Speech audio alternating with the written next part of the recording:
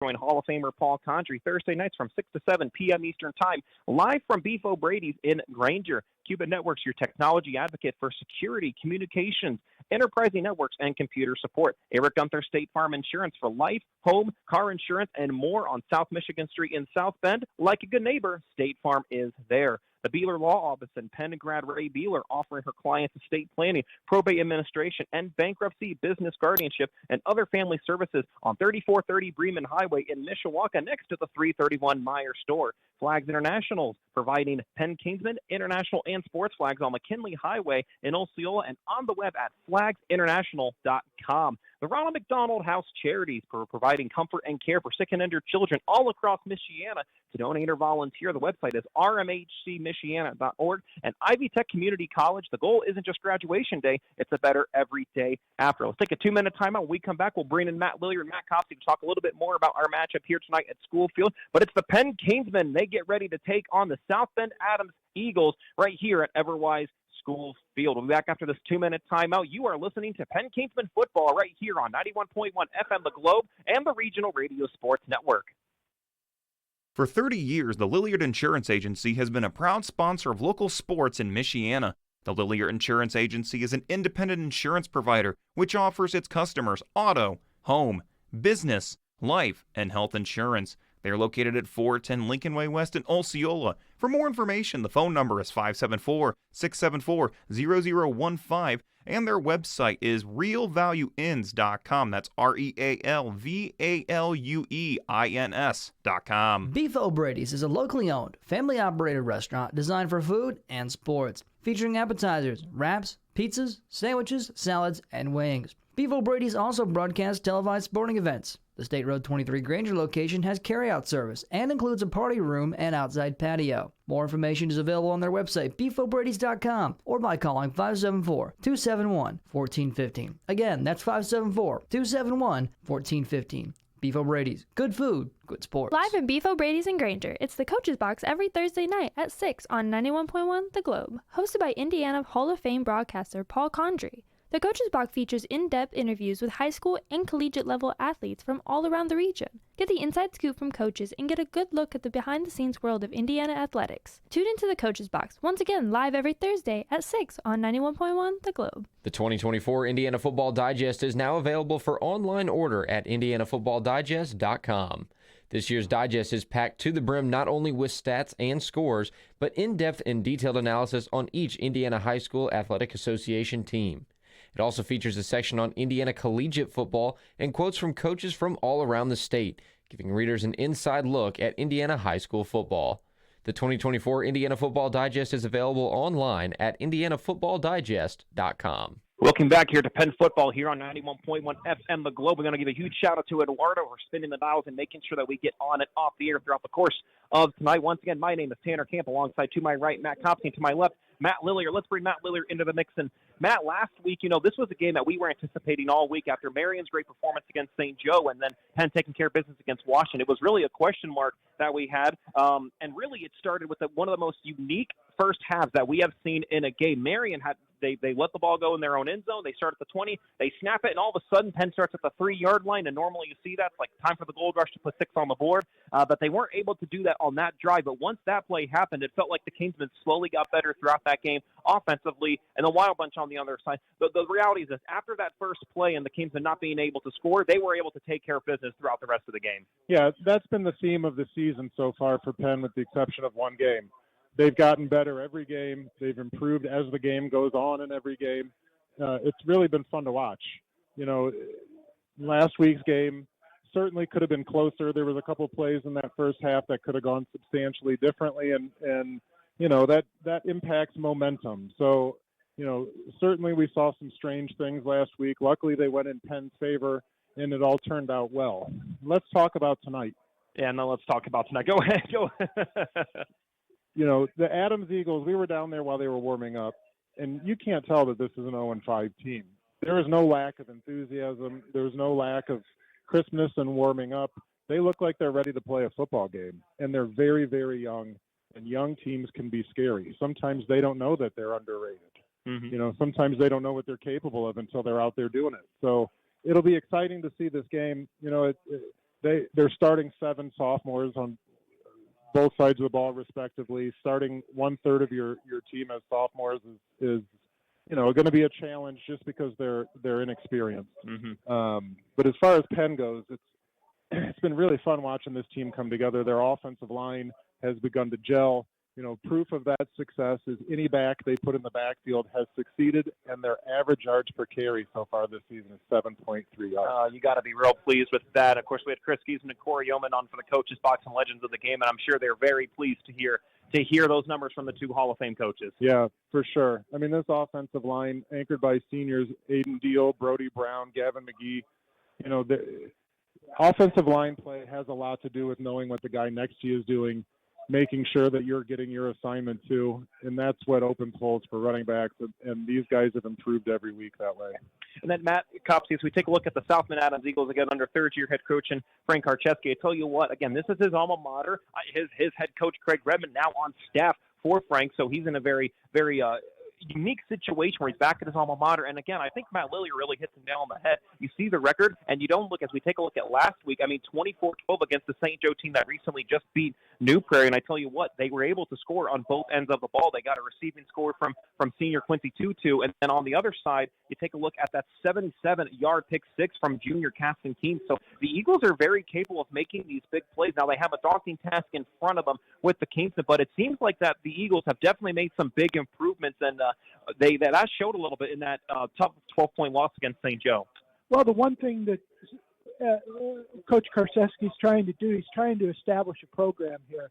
This is a program that hasn't had a lot of success over the last decade, and he's trying to restore that because when he played, he was on the last team that played for a sectional championship back in 2012. So he wants to try to establish that, and he knows it's not going to happen overnight. He has to get these kids to believe in, and the one thing that's hurt them, and it hurt him the last couple of years, is injuries.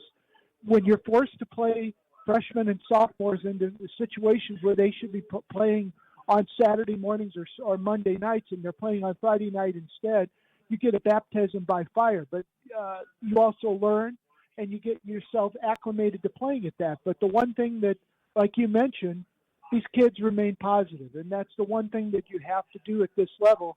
And they're trying to establish something offensively and defensively. It seems like they've had more luck on the defensive end than they have had on the offensive end in terms of scoring points. But I think the main thing that they have to try to do is hang on to the football. And I think that's the one thing that's hurt them in the past is turnovers.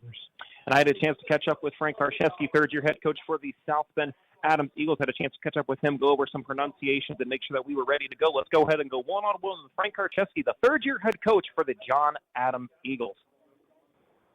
Northern Indiana Conference football from here at the school field as the South Bend Adams Eagles host the Penn Kingsmen here on 91.1 FM The Globe and the Regional Radio Sports Network. Tanner Kent, great to be here with the head coach here for the Eagles and Frank Karcheski. And Coach, 0-5 at this point in the season and 0-3 in the conference play. But I tell you what, looking at last week, a loss against South Bend St. Joe 24-12. But I tell you what, you got to score on both sides of the ball, offensively and defensively. And it always feels like the kids are still out there. I mean, you've been through a lot of injuries with an already young group. And it feels like hopefully that play-by-play and week-by-week they're at least improving. From your perspective as the head coach in your third season, just your thoughts on the progress this team is making.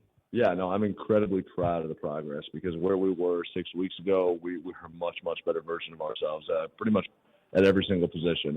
This week, with people out, I was really worried about what our practices would look like, and the kids came and attacked each day with an attitude of, hey, we're going to win on Friday, we're going to do our best, we're going to compete every single snap. And like I had a great week of coaching with them. It was fun, it was enjoyable, and I think we've got yes, they're really young, but they're a special group that are bought in themselves and bought in what they can do with Adams football. And I think that is kind of the first start of what we need to be doing.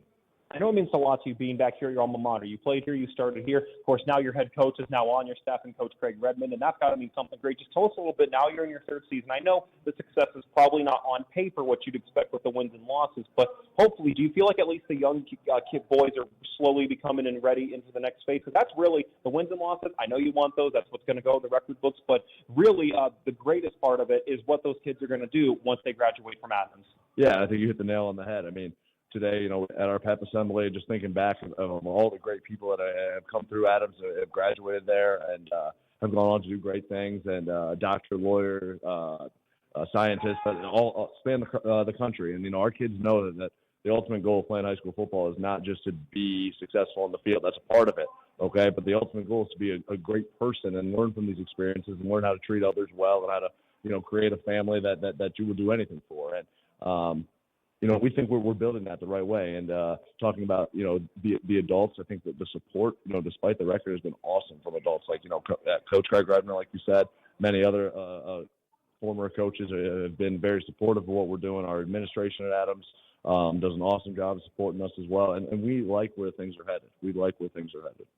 Coaches, we take a look at this Penn team. Obviously, Pete Reardon in his first year, they continue to get better. They've had a nice stretch of games.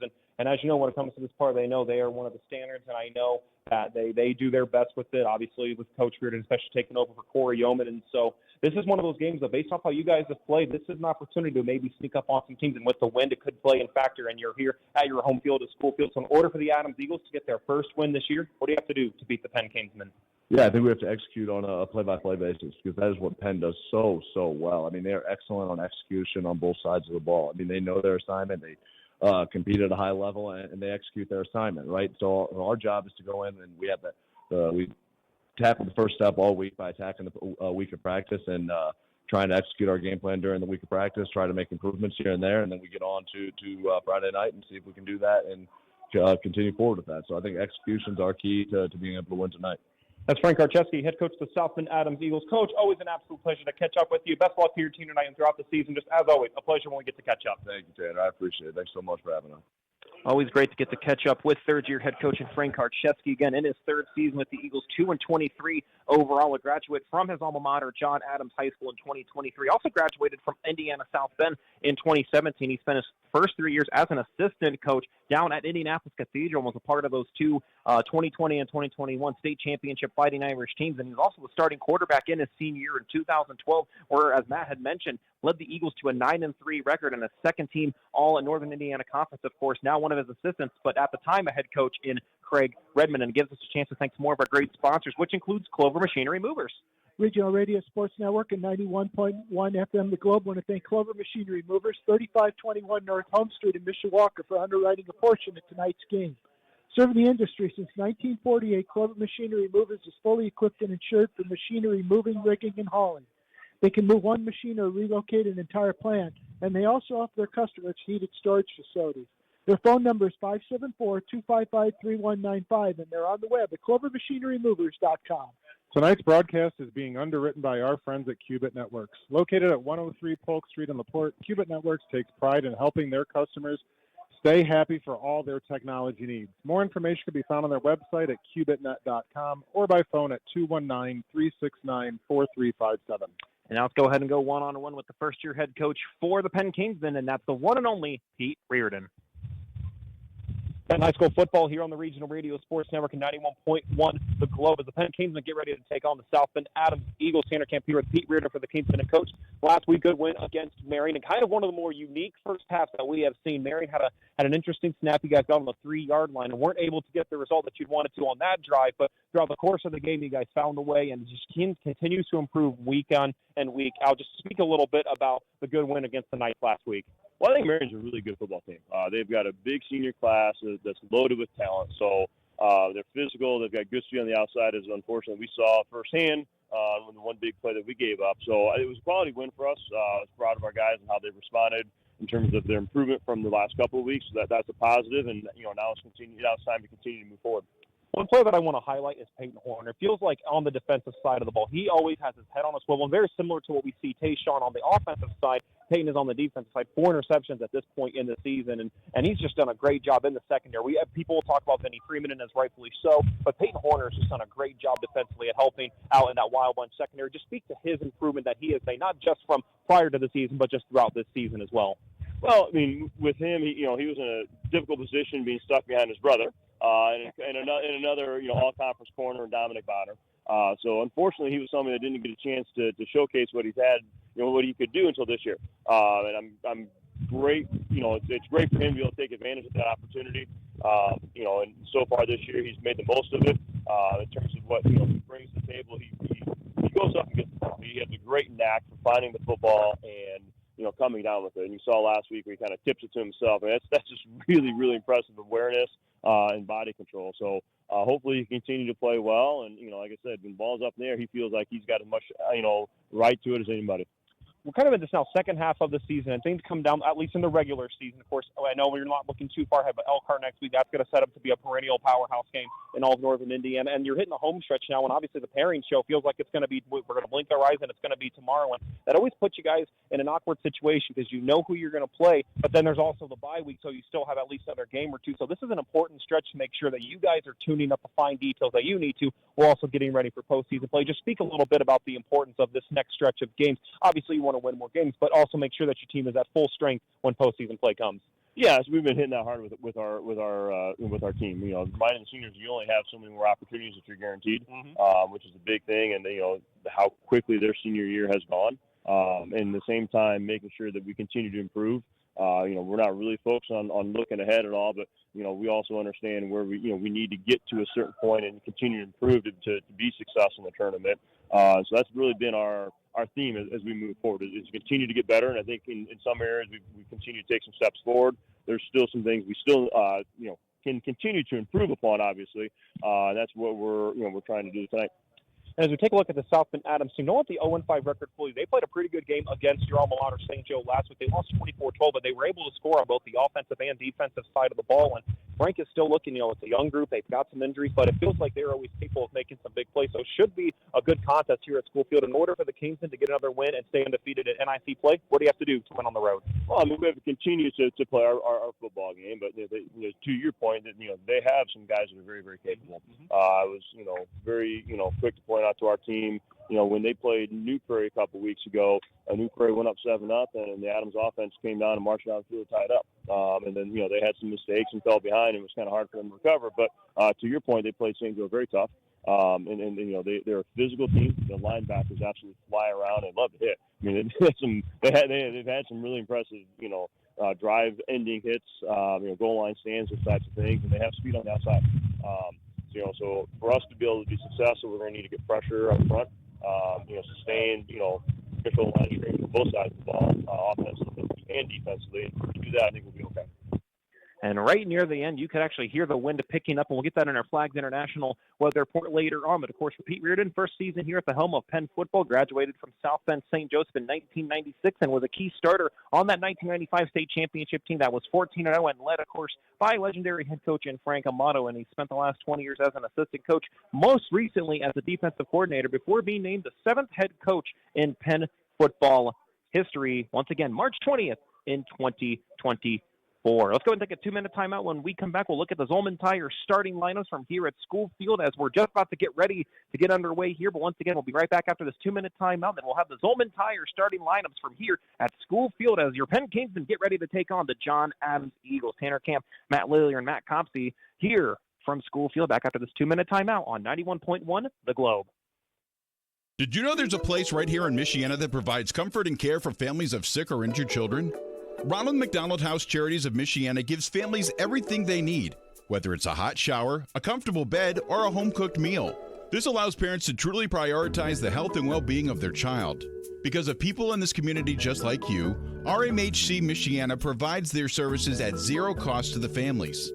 Find out how you can volunteer or donate to rmhcmichiana.org. For 30 years, the Lilliard Insurance Agency has been a proud sponsor of local sports in Michiana.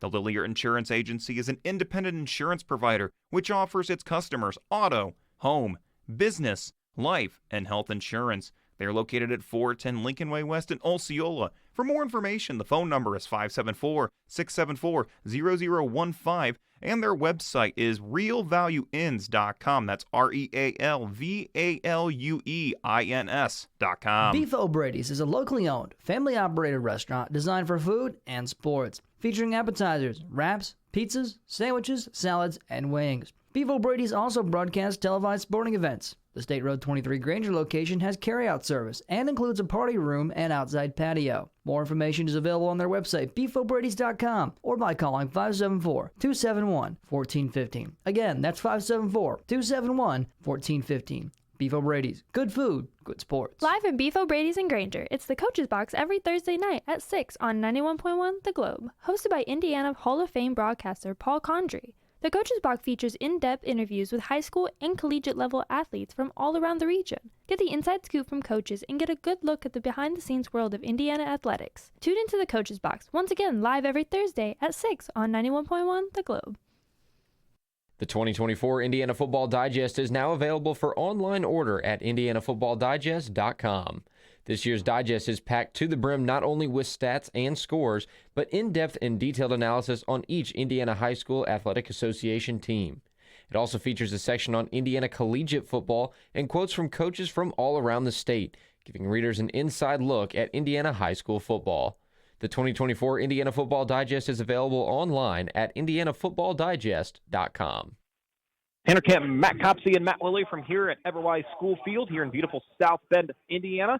Time to take a look at our Zolman Tires starting lineups. Once again, in 1963, Bud Zolman began working in the tire and automotive service industry. After many years of hard work and dedication, he and his wife Diane founded Zolman's Tires in 1978, over 45 years ago, under the leadership of their son, Nate Zolman. Zolman's Best One Tire and Auto now has 8 retail locations and 3 fleet locations, serving you and your family for 3 generations.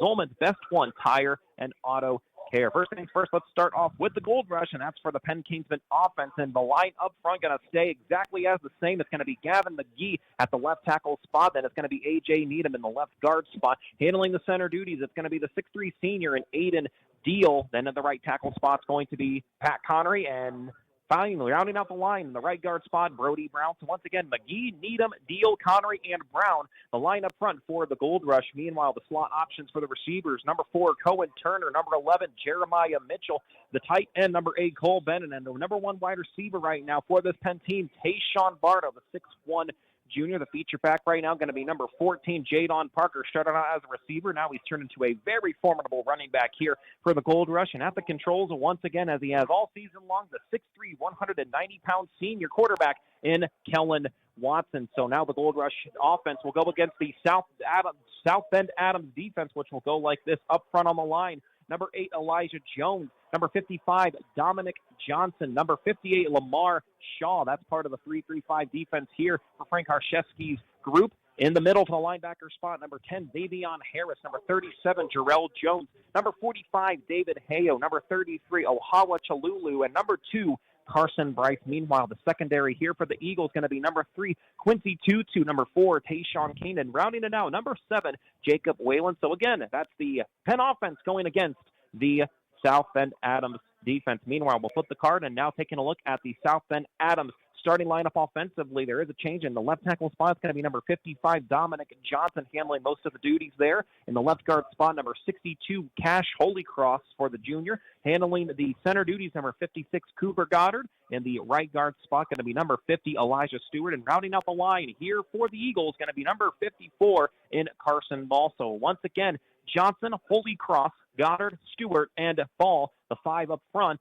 for the Eagles offense. Meanwhile, for the line, Meanwhile, the options on the receiving spot going to be number 11, Caston Keene, number 8, Elijah Jones, number 1, Cleo Kimbrough, and number 3, Quincy Tutu. And the feature back is going to be number 2, the 5'8 sophomore, Carson Bryce. And leading at the controls here in the quarterback spot for the Eagles going to be number 13, Anthony Gooby, the 5'9", 155-pound sophomore, one of those many sophomores that Matt Lillier was talking about here for this Eagles team. And now time to meet your Wild Bunch defense here for the Penn Kingsmen. No changes whatsoever. Line up front as per usual. Number 98, Christian Bonner. Number 53, J.T. Seeger. Number 55, John White. And number 97, Quinn Watson. In the middle of the Wild Bunch defense, number 42, Kenny Welsh. Number 9, Wilson Thomas. Number 34, Wrigley Hall. In the middle here for the Kingsmen. One programming note, though, and that is for Jonathan Searfoss. He is available for tonight in replacement for Kenny Welsh if Coach Reardon decides to do just that. And meanwhile, leading the secondary for the Wild Bunch, number 21, Colton Hernandez. Number 7, and leading the team in tackles, or second on the team in tackles, rather, is a 5'11 junior and Vinny Freeman. Number 23, Joey DePalma, who's got 2 interceptions, including a pick 6 this year. And leading the team in interceptions is going to be the 5'9 senior, number 2, in Peyton Horner. So there is the South Bend Adams offense going against the Wild Bunch defense. And so glad you could join us once again. Zolman Tires on the starting lineups. And Matt, of course, this part in the year, nothing but Northern Indiana Conference games and a lot of other games going on around the state, and also a number of games that have been moved to Saturday, but still a number of great games here tonight. Yeah, around the area tonight, other NIC contests. Just down the road over here, over at Father Blythe Field, Elkhart is taking on South Bend St. Joe. Over at Ansley Miller Field in New Carlisle, with South Bend Riley taking on New Prairie, and over at Bobatowski Field, South Bend Washington taking on Marion. Over at Andrews Field in Napanee, big NLC contest between Concord and Northwood. Goshen is at Wawasee. Northridge is over at Steele Stadium taking on Mishawaka. And Plymouth travels down to Warsaw to Fisher Field to take on the Tigers. In the Indiana Northern State Conference, Bremen is at Glenn, LaVille is at Knox, and Tippecanoe Valley is at Jimtown. And then in the Duneland Conference, big game, Crown Point at Valparaiso, Lake Central at Michigan City, Maryville at LaPorte, and Portage is at Chesterton. And as the two teams and the captains, they're out on the field right now. Of course, if you've never been to School Field, a great setup from here, just along as you're on your way closer to Notre Dame. It's got SB for South Bend right in the middle in white and a little blue circle around with a white trim. It's got South Bend in each end zone in blue, but the letters are in that green turf. And so great field here. Should be a great crowd. Of course, it is John Adams High School's homecoming as well, so a great crowd for both sides. Student section to our left here is absolutely fantastic here going against the Kingsmen as the two teams in the middle, and for the visiting Penn Kingsmen in the white uniforms with the black pants and the old gold for the lettering and the black numbering, and of course those iconic Penn gold helmets with Penn right along the helmets. Meanwhile, for the John Adams Eagles in the blue shirts, the blue pants, also the white numbering, and the helmets that have the white on it and have a little bit of an eagle face right along the helmet, as well as the two teams are reenacting the coin toss right now as we look at our Flags International weather report here. 71 degrees and in the northeast 15 miles an hour. So once again, tonight's game time weather report is presented by Flags International. Flags International offers Penn Kingsman flags alongside different kinds of American and international flags, sports flags, and flagpole installations through their website, flagsinternational.com, and at the retail location at 10845 McKinley Highway in Osceola. The phone number for Flags International is toll-free 800-627-3524. And so they've reenacted the toss here, Matt Copsey, as it looks like from what we see here. I think Penn won the toss and deferred. I think. The officials were kind of. So we'll take a look here, and based off who we see, it does look like at the very least, we know Adams looks like they're going to start off this first quarter going from left to right, and for the Kingsmen, they'll go from right to left, and so it's going to be Adams who will be kicking from left to right to Penn, and they'll be receiving from right to left. So Adams must have won it and deferred, or Adams won. So it looks like the feature kicker here for the Adams Eagles is going to be number 42 in Eric Arcelazo, the 5'10", 185-pound junior. We've seen a couple of really good kicks during his warm-up, so expect him, especially this wind is in his favor. Of course, with this wind going at 15 miles an hour could also play a big factor in terms of the game goes through the air. And meanwhile, the feature punt kick returner is going to be Jadon Parker, Cohen Turner, and Colden Hernandez. Right now, it looks like the main back returner is going to be number 21 in this case, so it looks like it's going to be Colden Hernandez. So both teams ready to go, and we are now underway from School Field, Week 6 of the Indiana High School football season, and Penn will be set to return this one at the 10-yard line, working right up the middle. I've got a bit of an opening, but piled on through. That's going to be check that, Jeremiah Mitchell on the return. It was at the 10-yard line, and it looks like they're going to spot him right at the 29-yard line, so about a 19-yard return that time for the Kingsmen. And Kellen Watson and company are ready to try to lead this Penn team to their 5th win this year and stay undefeated in NIC play. Yeah, it'll be interesting to see what Coach Pete wants to do out of the gates here. We are going to experience a lot of wind tonight. I have to imagine he's going to go to the ground early and often, and if it works, he's probably going to stay there. I would so. And with how Jadon Parker has been, he has just improved week in and week out, especially with Malachi Evans right now. Again, not available for tonight. We certainly hope that he's going to be able to play again at some point very soon. So no receivers to the right, 3 to the left. Now for Watson, gets the handoff to Parker. Parker working his way up, finds a nice hole that time, and it looks like he's going to get good yardage that time, as it's going to be about a 5-yard gain, maybe 6. And it looks like they're going to spot him at the 35-yard line. Yeah, very nice gain to start the game. And we talked a lot about that offensive line in the pregame, and they're starting off well, it looks like, getting to their blocks, moving guys off the spot. So 2nd and 5, 3 receivers to the right, none to the left. Watson now getting ready for the snap for Deal. Parker, the feature back. Watson drops back. He's by himself. He's got an opening. He's going to tuck this one himself, and he's going to get the first down with ease. Break by one tackle, and that's a first down for the Penn Kingsmen. They're going to spot the ball that time at the 47-yard line. As a reminder, tonight's Kingsmen first downs are brought to you by Chris Neal State Farm Insurance at their location at 1602 East Day Road in Mishawaka. You can reach them for a quote today at 574-255-2900. Yeah, that was a really nice game by Kellen Watson there, and he never hit full speed. I mean, I think he gained 11 yards and 12 and never even hit his second gear. No, Adams got kind of lucky there, I think he was just trying to find his way to the middle. Ball at the 47-yard line, 2 to the left, 1 to the right. Man in motion. Offside. Here is Mitchell, and there's our first piece of laundry here tonight, which we have seen many above throughout the course of this season. And they're going to call it on Penn. Looks like they're going to say false start against the Kingsmen. So clock is stopped at 10:50 here in this first quarter. And so that's going to back the Kingsmen up 5. So they're going to spot them at the 42-yard line. So now 1st and 15 with only a little over a minute gone by here for the black and gold. For the Kingsmen right now, 2 receivers to the left, 1 to the right. Bennett on that right side of the line. Parker in the back here for Watson. Watson now, man in motion is Mitchell. Handoff here for Parker, works right up the gut and is going to get back to the initial line of scrimmage and maybe even another yard. So a pickup of about 6 that time for Jadon Parker. Makes it 2nd and 9 here for the Kingsmen. They're trying to get into the opponent territory here with almost 2 minutes gone by. And Jadon Parker, we've talked a lot about his speed so far this season. We haven't talked about the power he represents running through the middle.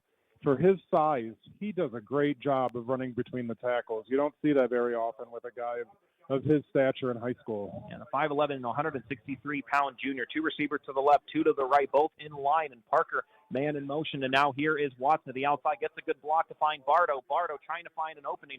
Wrapped up nicely, though, by the Eagle. That's number 37, Jarrell Jones, on the tackle. So Bardo not going to get much that time. So now 3rd and not easy this time here for the Kingsmen. About 3rd and 8, it looks like. It looks like they're going to spot him at the looks like 3rd and 7 at the ball at the 50-yard line. Yeah, we've certainly seen that play a few times this year. The bubble screen to Tayshawn Bardo. Adams just did a really good job in their defensive secondary at staying at home and keeping Tayshawn in front of them for a minimal gain. 1 receiver to the left, 2 to the right. Watson by himself in the back, getting good blocking, looking to his right, but passes to Bardo, makes the catch, and he's got the first down and more. Tackle that time made by number 1 here for the Eagles. And so that's going to be a first down for the Kingsmen and a great play. And who else would you go to but your number 1 receiver in Tayshawn Bardo? You know, it's no wonder he's getting offers from Division I schools. I mean, watching him run routes is a pleasure. He just found the opening amongst 3 defenders, came back to the ball, made the catch with his hands. You don't get much better than that with wide receiver play. So 12-yard pickup that time for Bardo. Makes it 1st and 10, ball to the 38-yard line. Handoff to Parker now. He's got a couple blocks, and he's going to be brought down that time. It's number 4, Tayshawn King, on the tackle. So it looks like a pickup of about 6 for Jadon Parker, making it 2nd and 4 here with a little more than 8.5 minutes to go here in this first quarter. Yeah, Penn's really picking at the edges of this defense to start the game. I'm surprised they haven't broke one longer than 12 yards so far because they've spent a lot of time in this defensive backfield already. So 2nd and 5 after the Parker run. Ball to 32-yard line. No receivers to the left, 2 to the right. Parker, the feature back with Watson. High snap. Watson going to keep this himself. Work to the left. Gets by a couple defenders that time. Stays in bounds. They're going to be pushed out of bounds. But there's a flag on the field, and based off what we see, it's in the spot of holding, and that's exactly what it's going to be. So the Kingsmen get their 2nd penalty on this drive. That was a good run from Watson, but unfortunately it was thanks to the holding call. So this is going to back the Kingsmen up a couple yards. Yeah, that holding call happened right there on the edge where he broke into the second level. Definitely Penn would love to have that one back, but it doesn't hurt him too bad. It's still only 2nd and 4. Oh, never mind, 2nd and 14. They hadn't moved the sticks yet. It's from the spot of the foul, so it's going to be, it happened right at the line of scrimmage, so it's back to the 42. So the clock now keeps going. Just 8 and some change left in this first quarter. Still scoreless between the Penn Kingsmen and the John Adams Eagles here in South Bend, Indiana. 1 receiver to the left, 2 to the right. Parker in the back here with Watson. Watson gets the snap, keeps his eyes up, looking left and right. Tosses now to Parker. Parker's got some space, gets by 1 defender, spins, and gets a couple extra yardage. That's what we've seen Parker normally do until he was the feature running back. And so Jadon Parker on the reception that time. And so That's going to be a pickup that time as they're going to spot the ball, looks like at the 36-yard line. So pickup of about 6 that time for Jadon Parker with under 8 minutes to go in the quarter. It seems as though Jadon Parker's go-to move to break tackles is the spin, and it's worked really well for him so far this season. The one thing I'd like to see him improve on is getting a little bit lower at the point of contact. I think there's a couple of yards out there that he's leaving on the table by not getting a little bit lower when he gets closer to that tackler. 3rd and 7, ball to 36-yard line, under 8 minutes to go. Now here's Watson, looks out, tries to find Cole Bennett, and he is hit hard as soon as he caught that ball. Xavion Harris makes the tackle, and Bennett a little slow to get up. He took a hard hit that time. No gain on the play for Bennett, and he's going to walk off slowly. So with it being 4th and 7 now, we'll see what the Gold Rush decide to do here. Well, being an ex-tight end myself, I can definitely empathize with what just happened on the field. He was running a flat route to the sidelines. There was a guy waiting for him out there as soon as he caught the ball. As soon as he turned, that guy planted his helmet in his chest. That's a tough thing to take. And it looks like the Kingsmen are going to go for it now here on the ball to 36-yard line. Now Kellen Watson keeps his eyes up, doesn't have a whole lot of room, but now he does to the right, and he's going to try to go for the first down, and he is going to get it. Oh, my goodness, Kellen Watson, the senior quarterback. Great eyes that time, and a crucial 4th down conversion here for the Kingsmen. Matt Lillier, excellent field awareness from Watson. We've wanted to see more of that from him ever since the Valpo game. Yeah, that pass play was designed to go to the left side of the field. That's where everybody was. He looked to his right, and there was no one over there but green grass in front of him, and he took advantage. And I still don't think he's hit his second gear yet on a run. I think we got a timeout here. And so there is going to be a timeout. Right now the ball is at the 25-yard line, and with 6:56 remaining here in this quarter, we are still scoreless between the Kingsmen and the Adams Eagles, and that gives us a chance to thank some of our great friends. That includes over at the Beeler Law Office. The Beeler Law Office is located at 3430 Bremen Highway in Mishawaka, next to the 331 Meyer store. Attorney Ray Beeler has been practicing law since 2001 and is a 1980 Penn High School graduate. She offers her clients estate planning, including power of attorneys, wills and living wills, probate administration, bankruptcy, business, guardianship, and other family law services.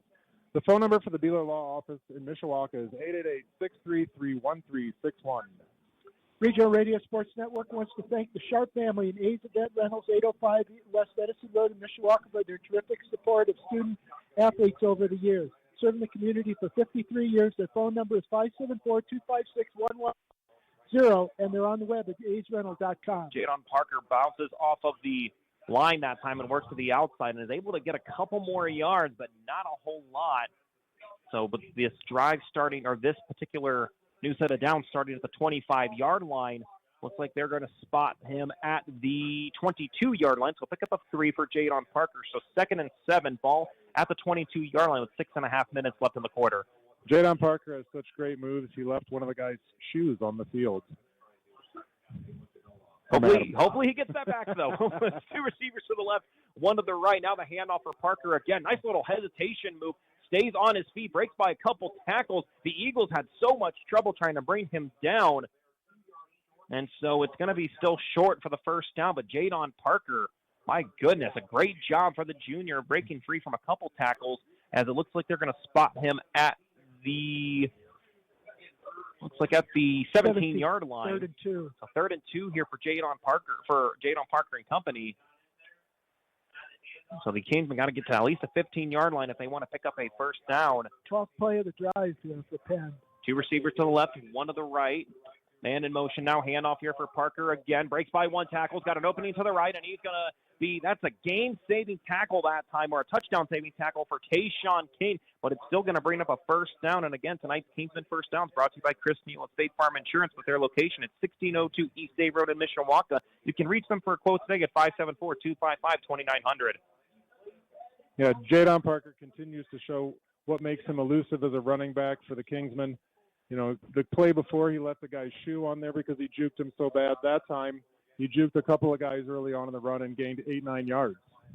Pick up for Jadon Parker now. Ball inside the 10 at the 7-yard line. 1 receiver to the left, 1 to the right. Parker, the feature back here with Watson. Watson hands off to Parker, and he is going to be wrapped up, still on his feet, though. And on the initial tackle was Jarrell Jones. So Parker definitely short from a touchdown, as it's now a 1st and goal situation. And so pickup of 2 that time for Jadon Parker. So ball's going to be spotted at the 5-yard line with under 5 minutes to go. The Kingsmen trying to break this scoreless game from this long, methodical drive here for the Gold Rush. Well, like I said to start the game, they're going to start on the ground. They may end the game on the ground, too. No need to go to the air if you don't have to. 2 receivers to the left, 1 to the right. With Parker once again, the feature back. Watson drops back, looking to his left, trying to go for the toss, and he looks, and that ball nearly intercepted. The look that time for the Kingsmen was Jeremiah Mitchell, and nearly coming away with the interception that time. Looks like that was number 80 here for the Eagles. That was Jaden Shane. Nearly had the interception. It stopped the clock at 4:25, and that was a dangerous play early on in this game.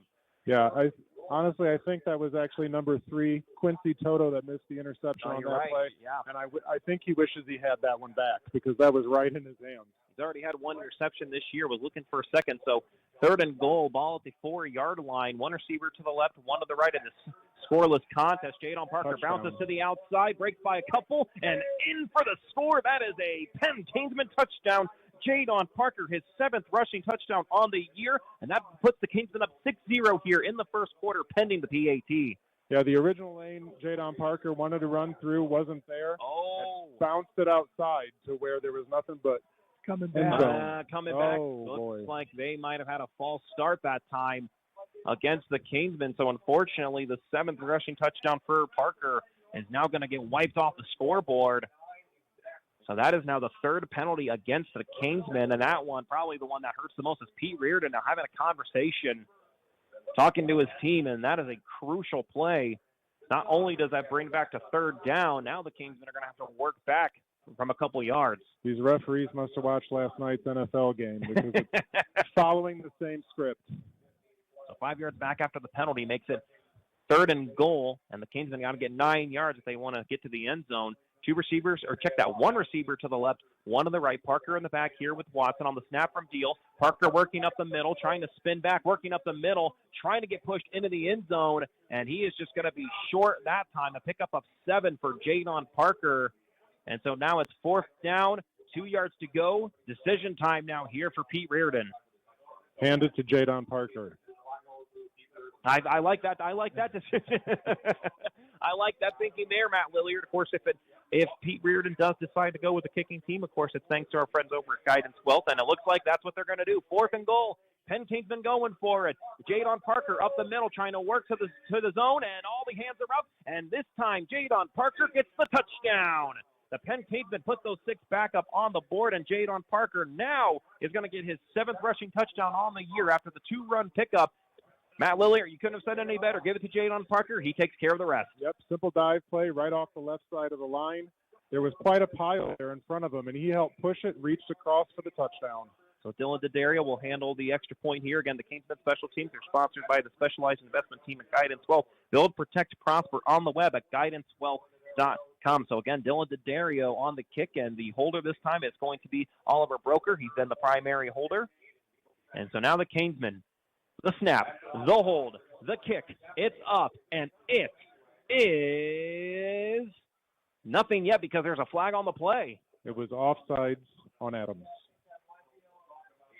And so with the offsides call against the Adams Eagles, there looks like the Kingsmen, as the kick was good.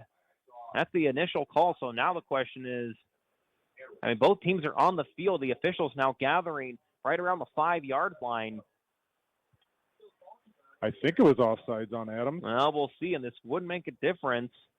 Well, it certainly didn't look like it warranted this kind of debate, that's for sure. Well, they're having a lengthy conversation about it. I was just going to play 16 plays, 71 yards, took 8 minutes and 11 seconds off the clock. So a good long drive for the Kingsmen results in 6 points, and the kick was good, but right now the officials having a discussion. They're going to go for 2, I think. Nope, they're going to kick it again. And so it looks like it did keep them at the spot where they were at initially, and so it looks like the Kingsmen just going to try to do it again. Why would you accept it and do it again? Yeah, good practice, maybe. Maybe that's the case. Maybe because they want to keep thanking our friends at Guidance Wealth. But I bet that's what it is. So Daddario, the right-footed kicker now, going to try it again. The snap, the hold, he's up, and he's got that powerful leg, and no problems that time for the senior. That is good. Penn up 7-0 now against South Bend Adams as the Kingsmen will kick off to the Eagles for their first drive in this game. We'll come back after the 60-second timeout on the Regional Radio Sports Network and on 91.1 The Globe. The 2024 Indiana Football Digest is now available for online order at indianafootballdigest.com. This year's digest is packed to the brim not only with stats and scores, but in-depth and detailed analysis on each Indiana High School Athletic Association team. It also features a section on Indiana collegiate football and quotes from coaches from all around the state, giving readers an inside look at Indiana high school football. The 2024 Indiana Football Digest is available online at indianafootballdigest.com. For 30 years, the Lilliard Insurance Agency has been a proud sponsor of local sports in Michiana. The Lilliard Insurance Agency is an independent insurance provider which offers its customers auto, home, business, life, and health insurance. They are located at 410 Lincoln Way West in Osceola. For more information, the phone number is 574-674-0015, and their website is realvalueins.com. That's REALVALUEINS.com.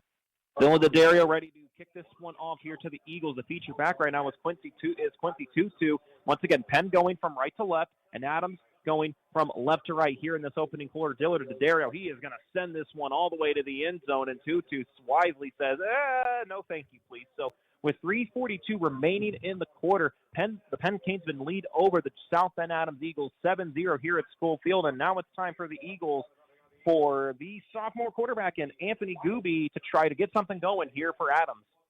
Yeah, the other thing that I was going to mention in pregame and didn't get a chance to is the improvement of this defense. The Wild Bunch defense has improved drastically over this season so far. I mean, we saw their low point against Mishawaka, and it's been nothing but uphill since then. And they've done a great job of playing good, solid, stay-at-home defense. Now for the Adams Eagles, again, going from left to right. In the back here, once again, Carson Bryce is starting back. 3 receivers to the left, 1 to the right. Bryce in the back now, man in motion as Gooby now drops back, looks to his left, looking right up the middle, and that's going to be intercepted by Peyton Horner, and he's still got some space in front now at the 25. One play, and it's an interception for Peyton Horner. He's had 4 coming into today's game. Make it 5 now for the 5'9" senior. Yeah, I'm not sure what Anthony Gooby saw on that play. He kind of just threw it up, and Peyton Horner was the closest one to the ball when it came down. So great play by Peyton Horner. This is his 5th interception of the year, I think. 5th interception on the year. So he's almost averaging an interception per game through 6 games now. He's got to be close to what his brother had last year. Well, he's got a good role model to at least look for that, right? Exactly. I'll tell you what, great job by Peyton Horner. He is who we talked about in the pregame interview with Coach Beard, and he's certainly been a big part of this Wild Bunch secondary. So Kellen Watson, not much of a break as the Gold Rush now back out on the field, and they're going to start in a really good spot as they're at the 26-yard line here with 3:33 remaining in this first quarter. 2 receivers to the left, 2 to the right. Parker in the back here with Kellen Watson. Snap from Deal. Parker trying to look up the middle. And check that. Watson going to keep this himself. He's got a block, and he's going to work to the outside, break by a tackle, and run his way over for the first down. However, there is a flag, and unfortunately, I think this is going to come back and go against the Gold Rush, as it looks like Tayshawn Bartow having a discussion with one of the officials. Yeah, Tayshawn Bartow was pleading his case on that play. That was a quarterback read option. Kellen Watson read it perfectly. He kept the ball because that's what was there and ran it to the outside, and Tayshawn Bartow, apparently the referee thought he was holding some jersey. I didn't see it, but I rarely do. So all the penalties have come against the Kingsmen, and they still lead 7-0 with 3:25 remaining here at School Field. Tell you what, always great to get to come by this facility. A very, very nice, good press box here, great accommodations, and great home here for the Adams Eagles, as well as the South Bend Washington Panthers, who are currently at Bob Tolsky Field with the Marion Knights. 1 receiver to the left, 2 to the right. The back is Parker. Kellen Watson ready to get the snap from Deal. Handoff now here for Parker. Breaks by 1 tackle, trying to spin his way, but he is bundled up into the nest of the Eagles. And so they're going to officially say that the ball was dead, as the ball was at the 36-yard line, and Parker may have gotten a yard. We'll see where they officially spot him at. And check that. It's actually going to be a couple more than we expected, so it's going to be a pickup of about 3 for Jadon Parker. It's good to see Cole Bennett back on the field, too. He took quite a shot in that first drive, and he's back in his tight end spot. So under 3 minutes to go. Penn leads 7-0 against the John Adams Eagles here in South Bend. three receivers to the left, one to the right. 2nd and 17, ball to 33-yard line. So now Bennett going to make the easy toss here to Parker. He's got plenty of space in front. Going to try to break by one, and he's got nothing but the blue end zone. Jadon Parker, he's done it on the ground, and now he does it through the air. A 33-yard receiving touchdown for Jadon Parker. It seems like we've talked a lot about Jadon Parker's speed throughout this season, and the only guys that don't seem to know it are the defensive players on the other team taking bad angles.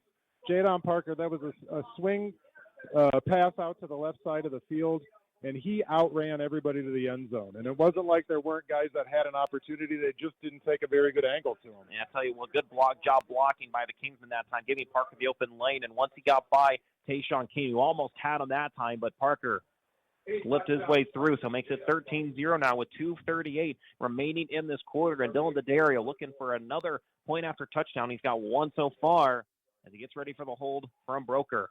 So once again, the snap, the hold, the kick. It's up, and it is good. So the Kingsmen Special Teams are sponsored by the Specialized Investment Team at Guidance Wealth. Build, protect, prosper on the web at guidancewealth.com. 14-0 in favor of the Kingsmen. 2:38 remaining in this game. They lead 14-0 against the Adams Eagles. Back after 60 seconds, Tanner Cam, Matt Lilley, Matt Copsey here from School Field on 91.1 The Globe and the Regional Radio Sports Network.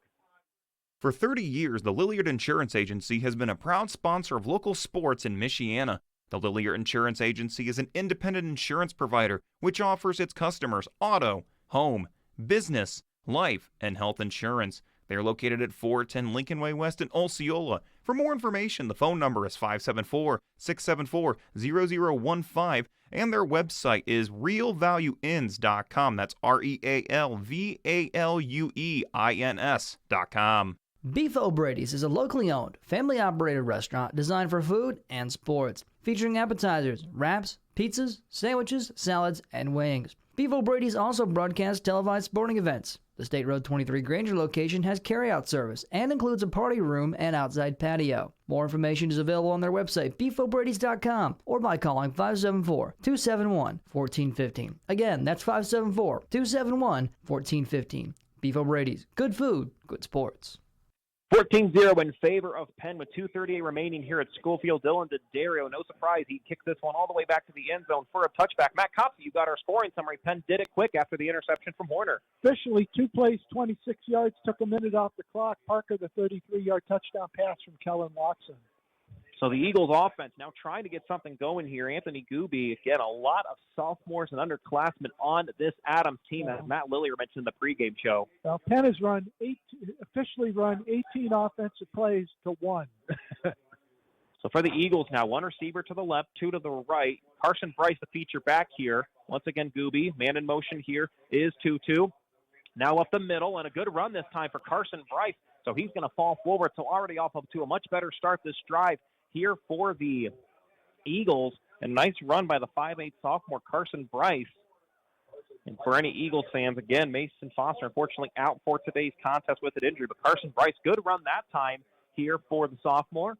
And he's going to work himself as the ball's going to be spotted. Looks like right at the 26-yard line. So good pickup there here for the Eagles. Makes it 2nd and looks like about 5. 1 receiver to the left, 1 to the right.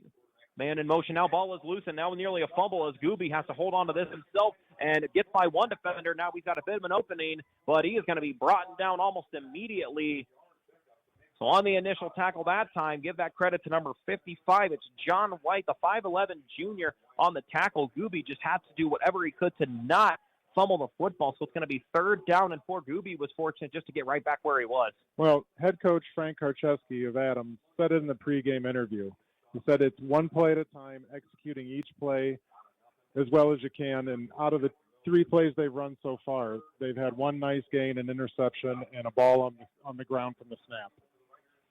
Looks like 3rd down and 3, 1 receiver to the left, 2 to the right. A little over a minute left in this quarter. Now Gooby now looking up, and he is going to look for one of his receivers in 2-2, and he breaks by 1, but it almost falls down immediately after the initial hit from Joey DePalma. So the Eagles looks like they're going to be short from the 1st down. Wound up losing yardage on Yeah, that you're play. right. Yeah, you're right, Matt. So lost that time as it looks like they're going to spot the football right around the 26-yard line. So it looks like the Eagles are going to have no choice but to punt this football away. And so it's going to be number 42. Check that, number 11, Caston Keene will be set to punt. Nope, check that. It is Eric Arcelazo. So Garcilazo ready for the punt with 30 seconds remaining in this game. So the punt, this ball is up and nearly deflected as it is high and going to be right around the 45-yard line, and it looks like contact was made. Peyton Horner called for the fair catch, but too much contact that time by number 17 in Dejon Adams, and not what you want if you're the Eagles. So flag is out on the field, and you got to think that's the interference there. Yeah, you're supposed to pretend like there's an imaginary halo over the receiving man and give him at least a yard before he catches the ball. And it's a tough thing to do when you've got a guy just standing there waiting to receive it, and all you want to do is hit him. And unfortunately, nothing, not going down, nothing malicious, just you bumped into him, and plain and simple, got to make the call in that time. So with 22.9 seconds to go, the first penalty here against the Eagles. I've always been in the mindset of if you're going to make a mistake, you may as well make it maliciously. No? No comment. Moving on. Next drive for the Kingsmen here with 23 seconds left. They are leading 14-0 here against the John Adams Eagles here at School Field in South Bend. Most likely this will be the final play of the first quarter, but we'll see what the Gold Rush wants to do. So one receiver to the left, one to the right, and it looks like it's going to be Cohen Weisson now in the back. Here with Kellen Watson, the snap now and the handoff here for Weisson, tries to work to the outside, and he breaks free of a couple before getting a hard hit that time from David Hayo. Going to be awfully close to that first down marker, and it looks like he's going to be about a yard short. So pick up of 9 for Cohen Weisson, and that is most likely going to take us to the end of the first quarter. And it looks like that's what the Kingsmen are going to do. So a good start for the Kingsmen, a long first drive, and then an interception leads to a score. And so after the first quarter of play, 14-0 in favor of the Penn Kingsmen over the South Bend Adams Eagles. Tanner Cam, Matt Copsey, and Matt Lilly are back after the 60-second timeout for the second quarter of play here on the Regional Radio Sports Network at 91.1 The Globe. Did you know there's a place right here in Michiana that provides comfort and care for families of sick or injured children? Ronald McDonald House Charities of Michiana gives families everything they need, whether it's a hot shower, a comfortable bed, or a home-cooked meal. This allows parents to truly prioritize the health and well-being of their child. Because of people in this community just like you, RMHC Michiana provides their services at zero cost to the families. Find out how you can volunteer or donate to rmhcmichiana.org. For 30 years, the Lilliard Insurance Agency has been a proud sponsor of local sports in Michiana. The Lilliard Insurance Agency is an independent insurance provider which offers its customers auto, home, business, life, and health insurance. They are located at 410 Lincoln Way West in Osceola. For more information, the phone number is 574-674-0015, and their website is realvalueins.com. That's REALVALUEINS.com. Welcome here to the second quarter. Thanks to our friend Eric Gunther at State Farm Insurance for sponsoring the second quarter here today. Penn leads 14-0 as we get ready for the second quarter. Penn will now go from left to right, and now South Bend Adams from right to left for the second quarter. Again, it's homecoming here at School Field here for the John Adams Eagles. The student section is absolutely massive. I'd say there's a couple hundred there. And, of course, as always, the Penn Kingsmen faithful brings a great fan base. Not too far of a drive from here to School Field. One to the left, two to the right here for the Kingsmen. Watson drops back. His eyes up, looking for the end zone. This one high for Bardo, and it is going to be just out of reach. An incomplete pass, solid coverage that time for Tayshawn Kane. Looks like no flags on the play, so that's going to make it 3rd and 1 here with 7 seconds gone by here in the second quarter. Yeah, Kellen Watson really threw a nice ball there. It looked like it was going to be way out of Tayshawn Bardo's grasp, but it was within a foot of his fingers, I think. That was closer than it looked. And I think he was slowed down a little bit by the defensive back also. Tayshawn Bardo, again, a team leading 7 receiving touchdowns this year, almost 300 yards of receiving offense, and a great job here for the junior as the number 1 primary target. 2 receivers to the left, 1 to the right. Weisson in the back here with Watson. Now the snap from Deal. Weisson gets the hand, gets the first down, and looking for more, and brought down by number 2, Carson Price. So the 5'6" sophomore getting some good minutes, and looks like there's a flag in there. There might have been a late hit. Now the question becomes who it was against. Right now, Weisson had the first down, but we'll see what this flag does here. I don't know, but Cole Bennett was the trapper on that play, and he absolutely obliterated whoever he was blocking. He put that guy on the ground and blocked another guy at the same time. And so it looks like they're going to get in sportsmanlike conduct against Penn. Might have been a little bit of extra push after Cohen Weissong first down. And so unfortunately, not only is not a first down, that backs the Kingsmen up quite a ways away. And so it looks like they're going to spot this football, looks like around the 41-yard line. Again, Kingsmen going from left to right. Maybe they thought Cole Bennett hit that defensive end too hard. So technically, he got a first down. So they are going to give the first down in this case.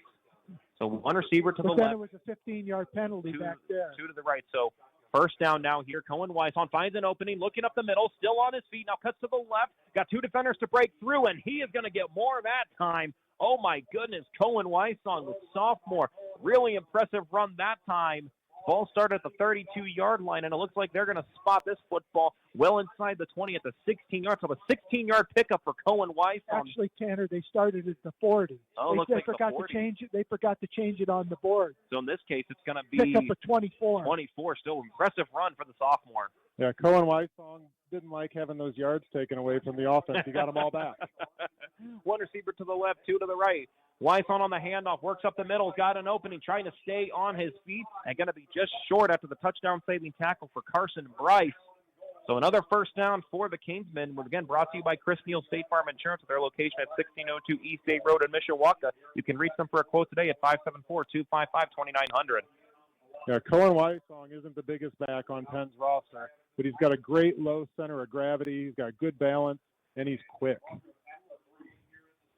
Ball spotted at the 3-yard line, so pick up about 13 here for Cohen Weissong. So one receiver to the left, no one to the right. Weissong the feature back here with Watson. Snap from Deal. Weissong takes this ball up, and he walks on into the end zone for another Penn Kingsman touchdown. And for Cohen Weissong, just his second score on the year, but he has looked impressive here for Pete Reardon's group. Makes it now 20-0 here with 10:53 remaining in this quarter, pending the PAT here for Dylan Daddario. Yeah, Penn's having a lot of success running the ball on both sides of the line, but the couple of touchdowns that they have so far came on the right side. You know, Brody Brown, Pat Connery, Aiden Deal are opening some holes down there for their running backs. And so as per usual, Oliver Broker going to handle the holding duties. Dylan Daddario has been excellent in the point after touchdowns department this year. And so for the Kingsmen now, the snap, the hold, the kick, it's up, and it is good. Again, the Kingsmen special teams are sponsored by the Specialized Investment Team at Guidance Wealth. Build, protect, prosper on the web at guidancewealth.com. 21-0 in favor of Penn here at Schofield. Offense is feeling good, and they want to keep this one rolling. Let's go ahead and keep it right here, and I'll give the chance to thank a couple more of our sponsors. Your coverage of Penn High School sports on the Regional Radio Sports Network is presented by our friends at Harrison Sons Construction. For over a decade, Harrison Sons Construction have offered full-service remodeling and construction. Projects include kitchen, bathroom, and interior home remodeling. In addition, Harrison Sons Construction also offers roofing, siding, and interior and exterior painting. For more information on the services of Harrison Sons Construction, the phone number is 574-514-2104. Sixth place, 41 yards, took a minute 30 off the clock. Regional Radio Sports Network and 91.1 FM The Globe. Want to thank Clover Machinery Movers, 3521 North Home Street in Mishawaka for underwriting a portion of tonight's game. Serving the industry since 1948, Clover Machinery Movers is fully equipped and insured for machinery moving, rigging, and hauling.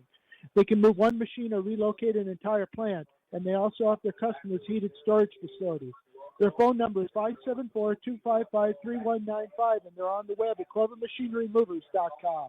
For the third time tonight, Dylan Daddario on the kickoff is going for Quincy Tutu, and it's into the end zone. Tutu catches this one, but doesn't want to take any chances. So the Eagles will start at the 20-yard line as they move from right to left, trying to at least get some offense together. We've seen a couple of good plays on the offensive side, but not enough to put some points on the board as Penn leads 21-0. Only a minute gone by here in the second quarter before we head to halftime.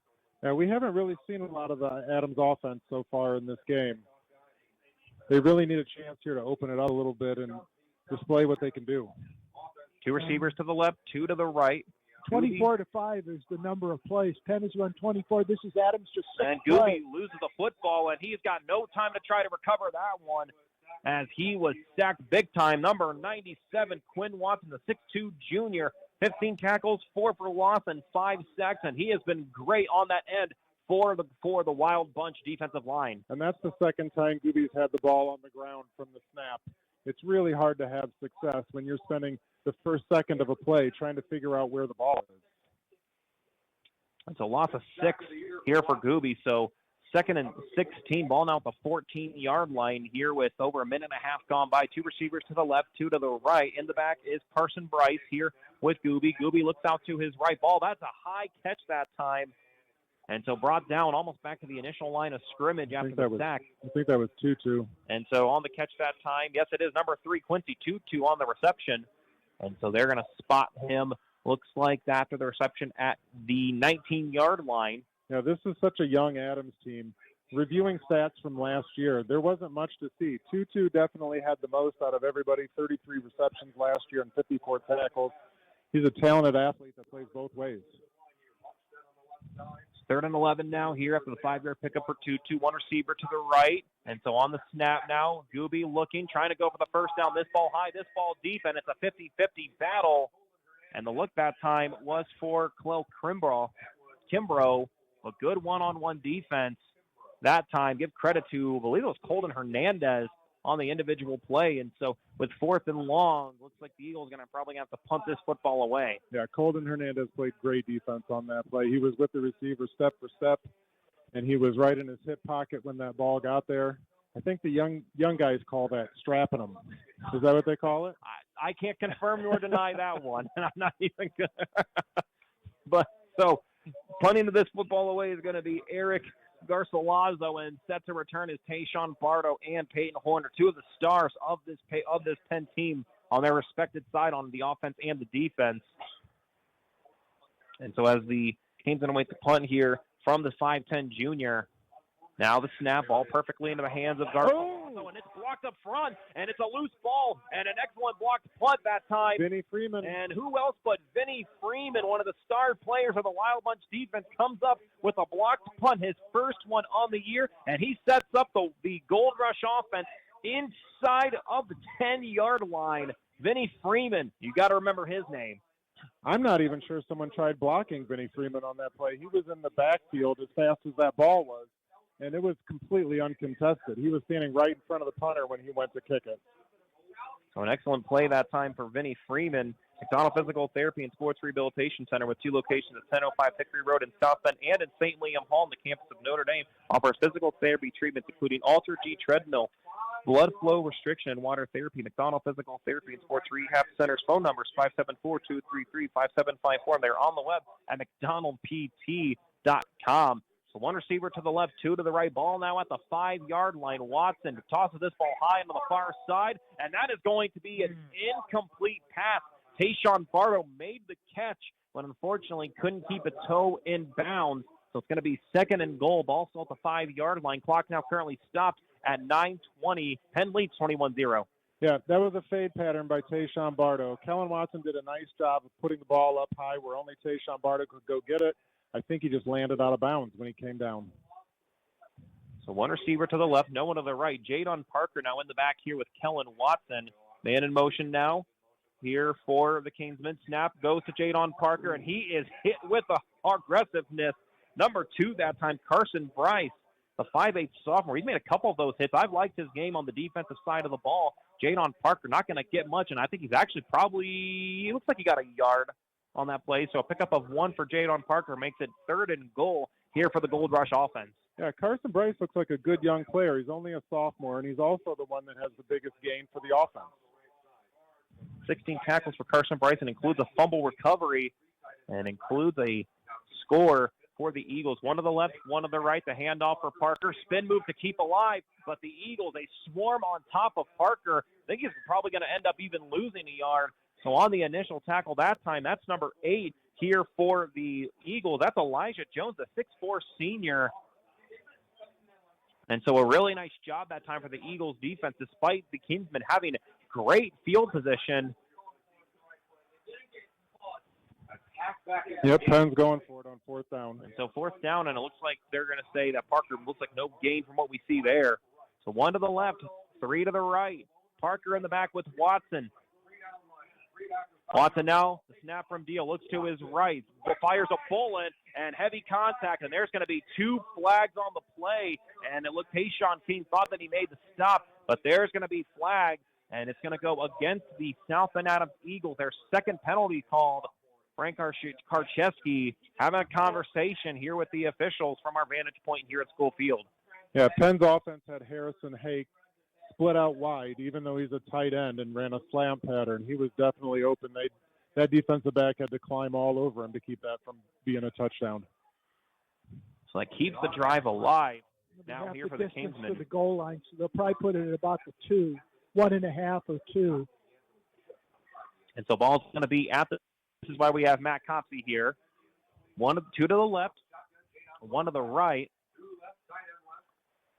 Just run it right in. And so Parker now going to get the handoff, and he works to the outside, and he's got nothing but blue turf in his sight. And that's going to be a touchdown for Jadon Parker. That is now his 3rd score in this game and his 8th rushing touchdown on the year.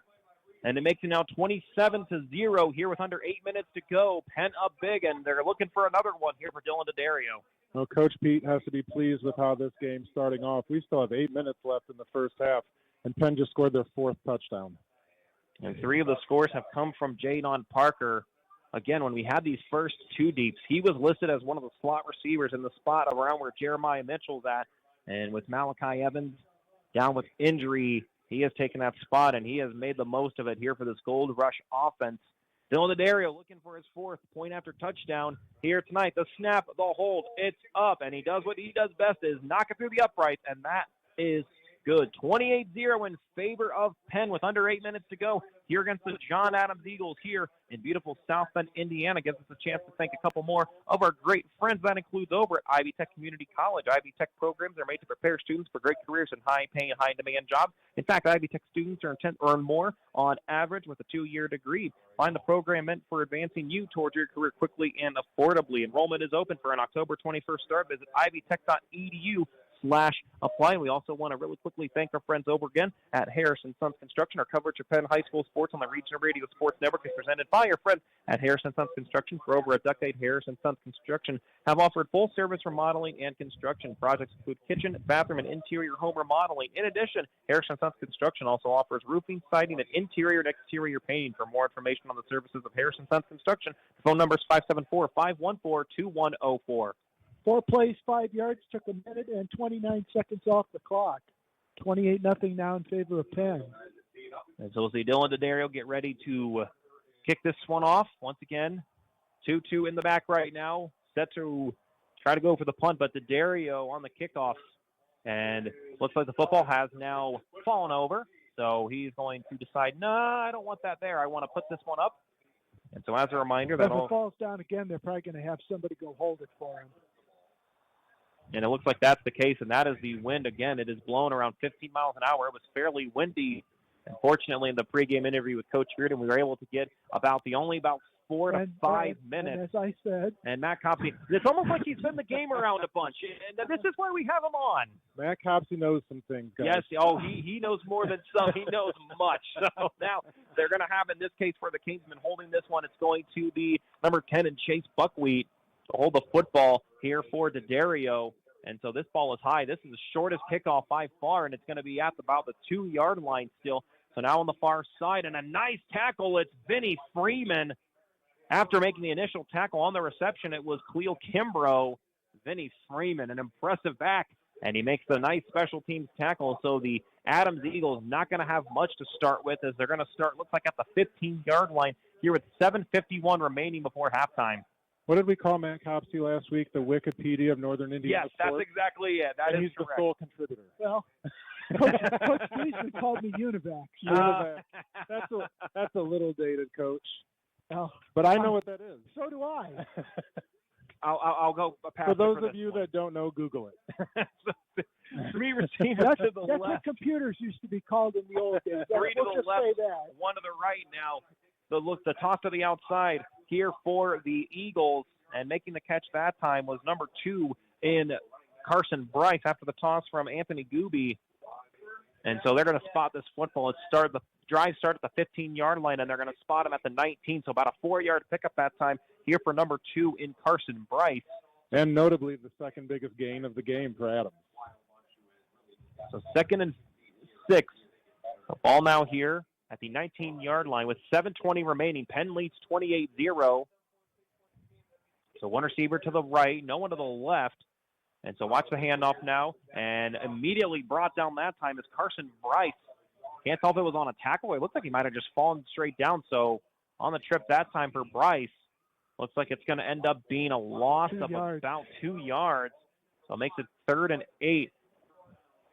And that's the one thing that I don't care for about field turf is it gets a little bit slippery. It's not the same kind of traction you get with grass. And so keep in mind, folks, when it comes to the running clock rule, if Penn does get to 35, it will not apply until the second half. And once we go to running clock rule, it will stay that way for the remainder of this game. And so now Gooby on 3rd and 8 throws this one looking for the home run ball, and he is going to, just over the outstretched arm of Quincy Tutu. Tell you what, everything about that play was great except for the final result. And I tell you what, if you're coach Frank Archewski, you're despite not getting the gain, that is still an excellent effort for both the quarterback and the receiver that time. That was a beautiful throw, and it was just out of his outstretched arm's reach. It was really close. That's a good effort. Keep in mind, just a sophomore quarterback at 5'9". Good distance on that throw. Yeah, very good distance. If Tutu even had just another inch on that arm extension, he probably would have ended up having it. Well, look for Penn to come in. Look for Penn to come after this one again. They might want a guy for Vinnie Freeman this time. 4th and 8, and on the punt here for Eric Garcilaso. This ball is high, not very deep, but still going to be right at the 47-yard line. A spare catch was called that time here for Peyton Horner. And so the Gold Rush now back out onto the field gives us a chance to thank some more of our friends. Once again, that includes over at Cuban Networks. The Regional Radio Sports Network thanks Cuban Networks for their support of high school and college athletics. Since 1986, Cuban Networks is focused on providing a quality experience to their customers. They take computer security seriously and have the necessary tools to keep your digital assets safe and environment too. They are located at 103 Polk Street in LaPorte, and their phone number is 219-369-4357.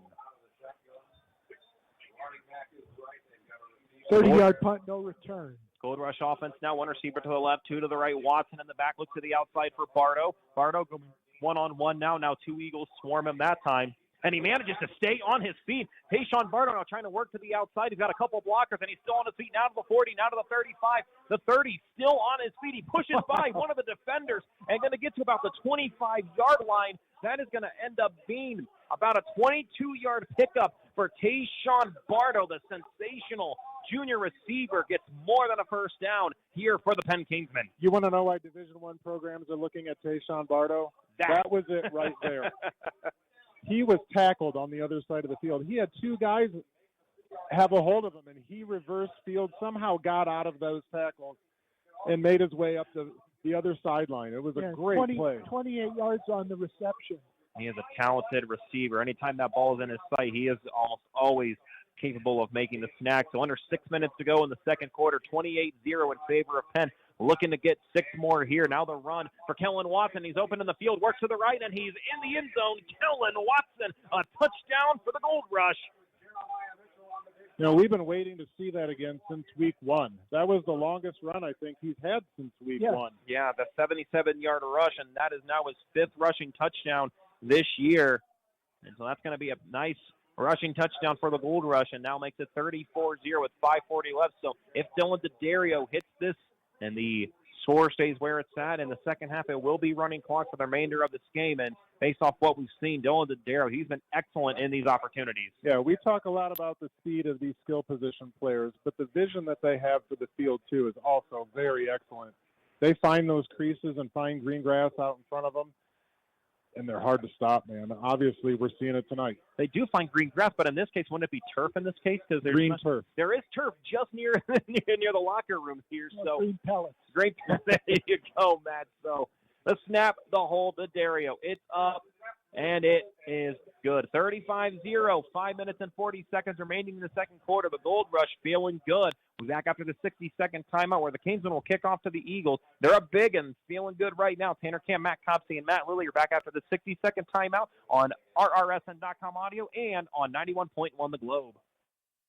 Eric Gunther and State Farm Insurance are proud to underwrite a portion of tonight's game on the Regional Radio Sports Network. Eric's office is located at 356 South Michigan Street in South Bend. Under State Farm Insurance Agency, Eric offers auto and health insurance, as well as financial services. For more information on these or other products that State Farm offers, Eric can be reached at 574-291-1597. Like a good neighbor, State Farm is there. there. For 30 years, the Lilliard Insurance Agency has been a proud sponsor of local sports in Michiana. The Lilliard Insurance Agency is an independent insurance provider which offers its customers auto, home, business, life, and health insurance. They are located at 410 Lincoln Way West in Osceola. For more information, the phone number is 574-674-0015, and their website is realvalueins.com. That's REALVALUEINS.com.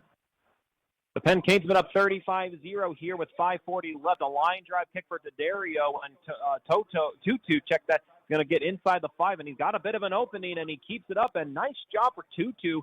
Started that ball right around the 2-yard line, and he's going to get about to the 30-yard line, so about a 28-yard pickup that time for Quincy Tutu. 2 plays, 53 yards, and it took 48 seconds off the clock. A couple of scores from the area brought to you by the Indiana Football Digest. We've got Mishawaka Marion 21, Washington 0. Elkhart and St. Joe are close. 10-7 Elkhart up on the Huskies. Mishawaka's up on Northridge 14-0. Concord's up on Northwood, a big game there, 7-3. Plymouth is beating Warsaw 10-7. Couple of good scores there in a crucial week 6 here for a lot of these teams, especially here in the northern part of the state. 2 receivers to the left, 2 to the right. Now Anthony Gooby trying to get some offense going, has a little trouble handling the football initially, and the Wild Bunch just eats him up alive. As on the initial tackle that time, that's Quinn Watson making the tackle. Gooby was able to maintain the football, but unfortunately couldn't do much with it. Yeah, Adams continues to have trouble with that center quarterback exchange. There's not much you're going to be able to do on offense unless you can get that right.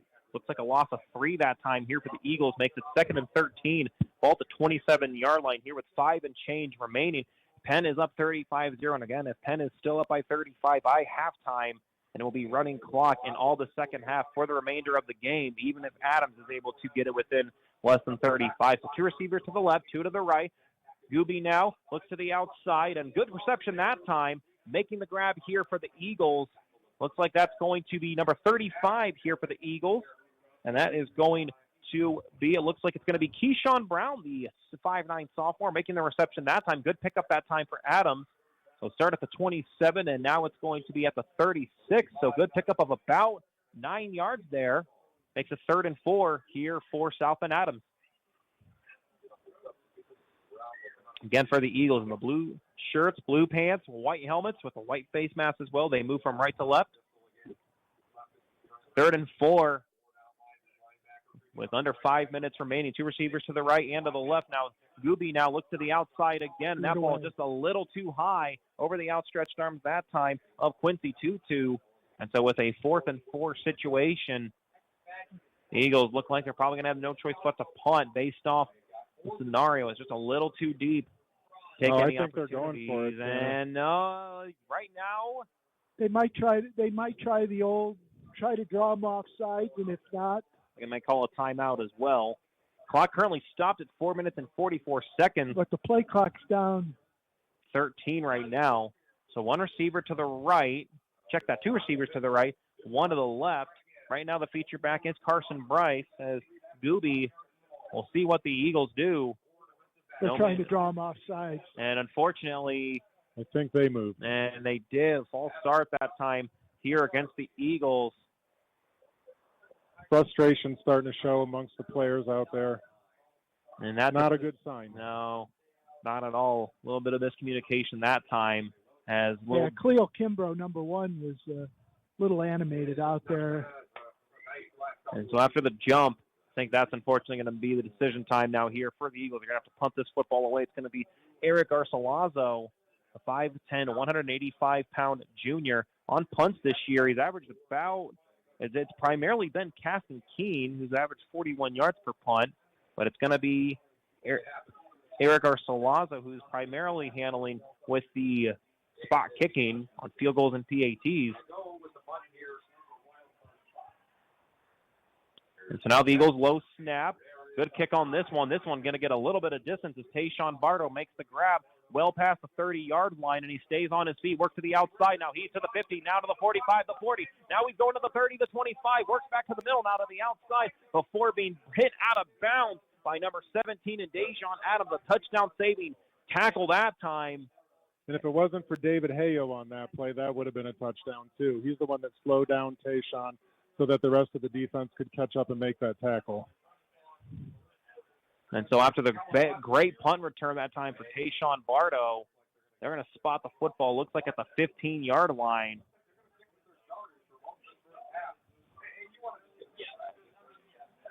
And so the Kingsmen, with it being 35-0 in favor of Penn, with 4:28 to go. 36-yard punt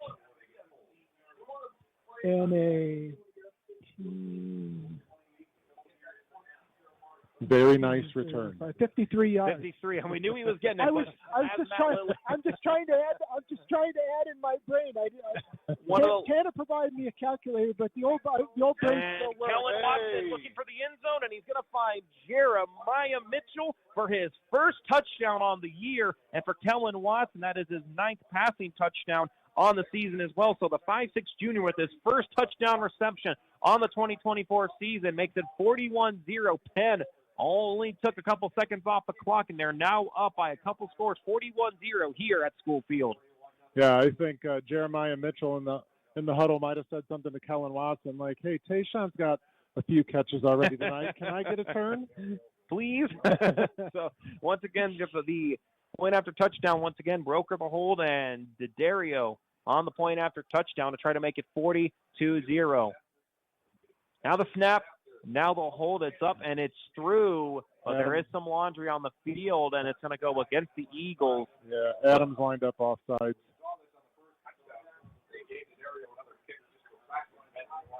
So last time this had happened, that moved the Kingsmen forward. Penn might just decline it and take the points.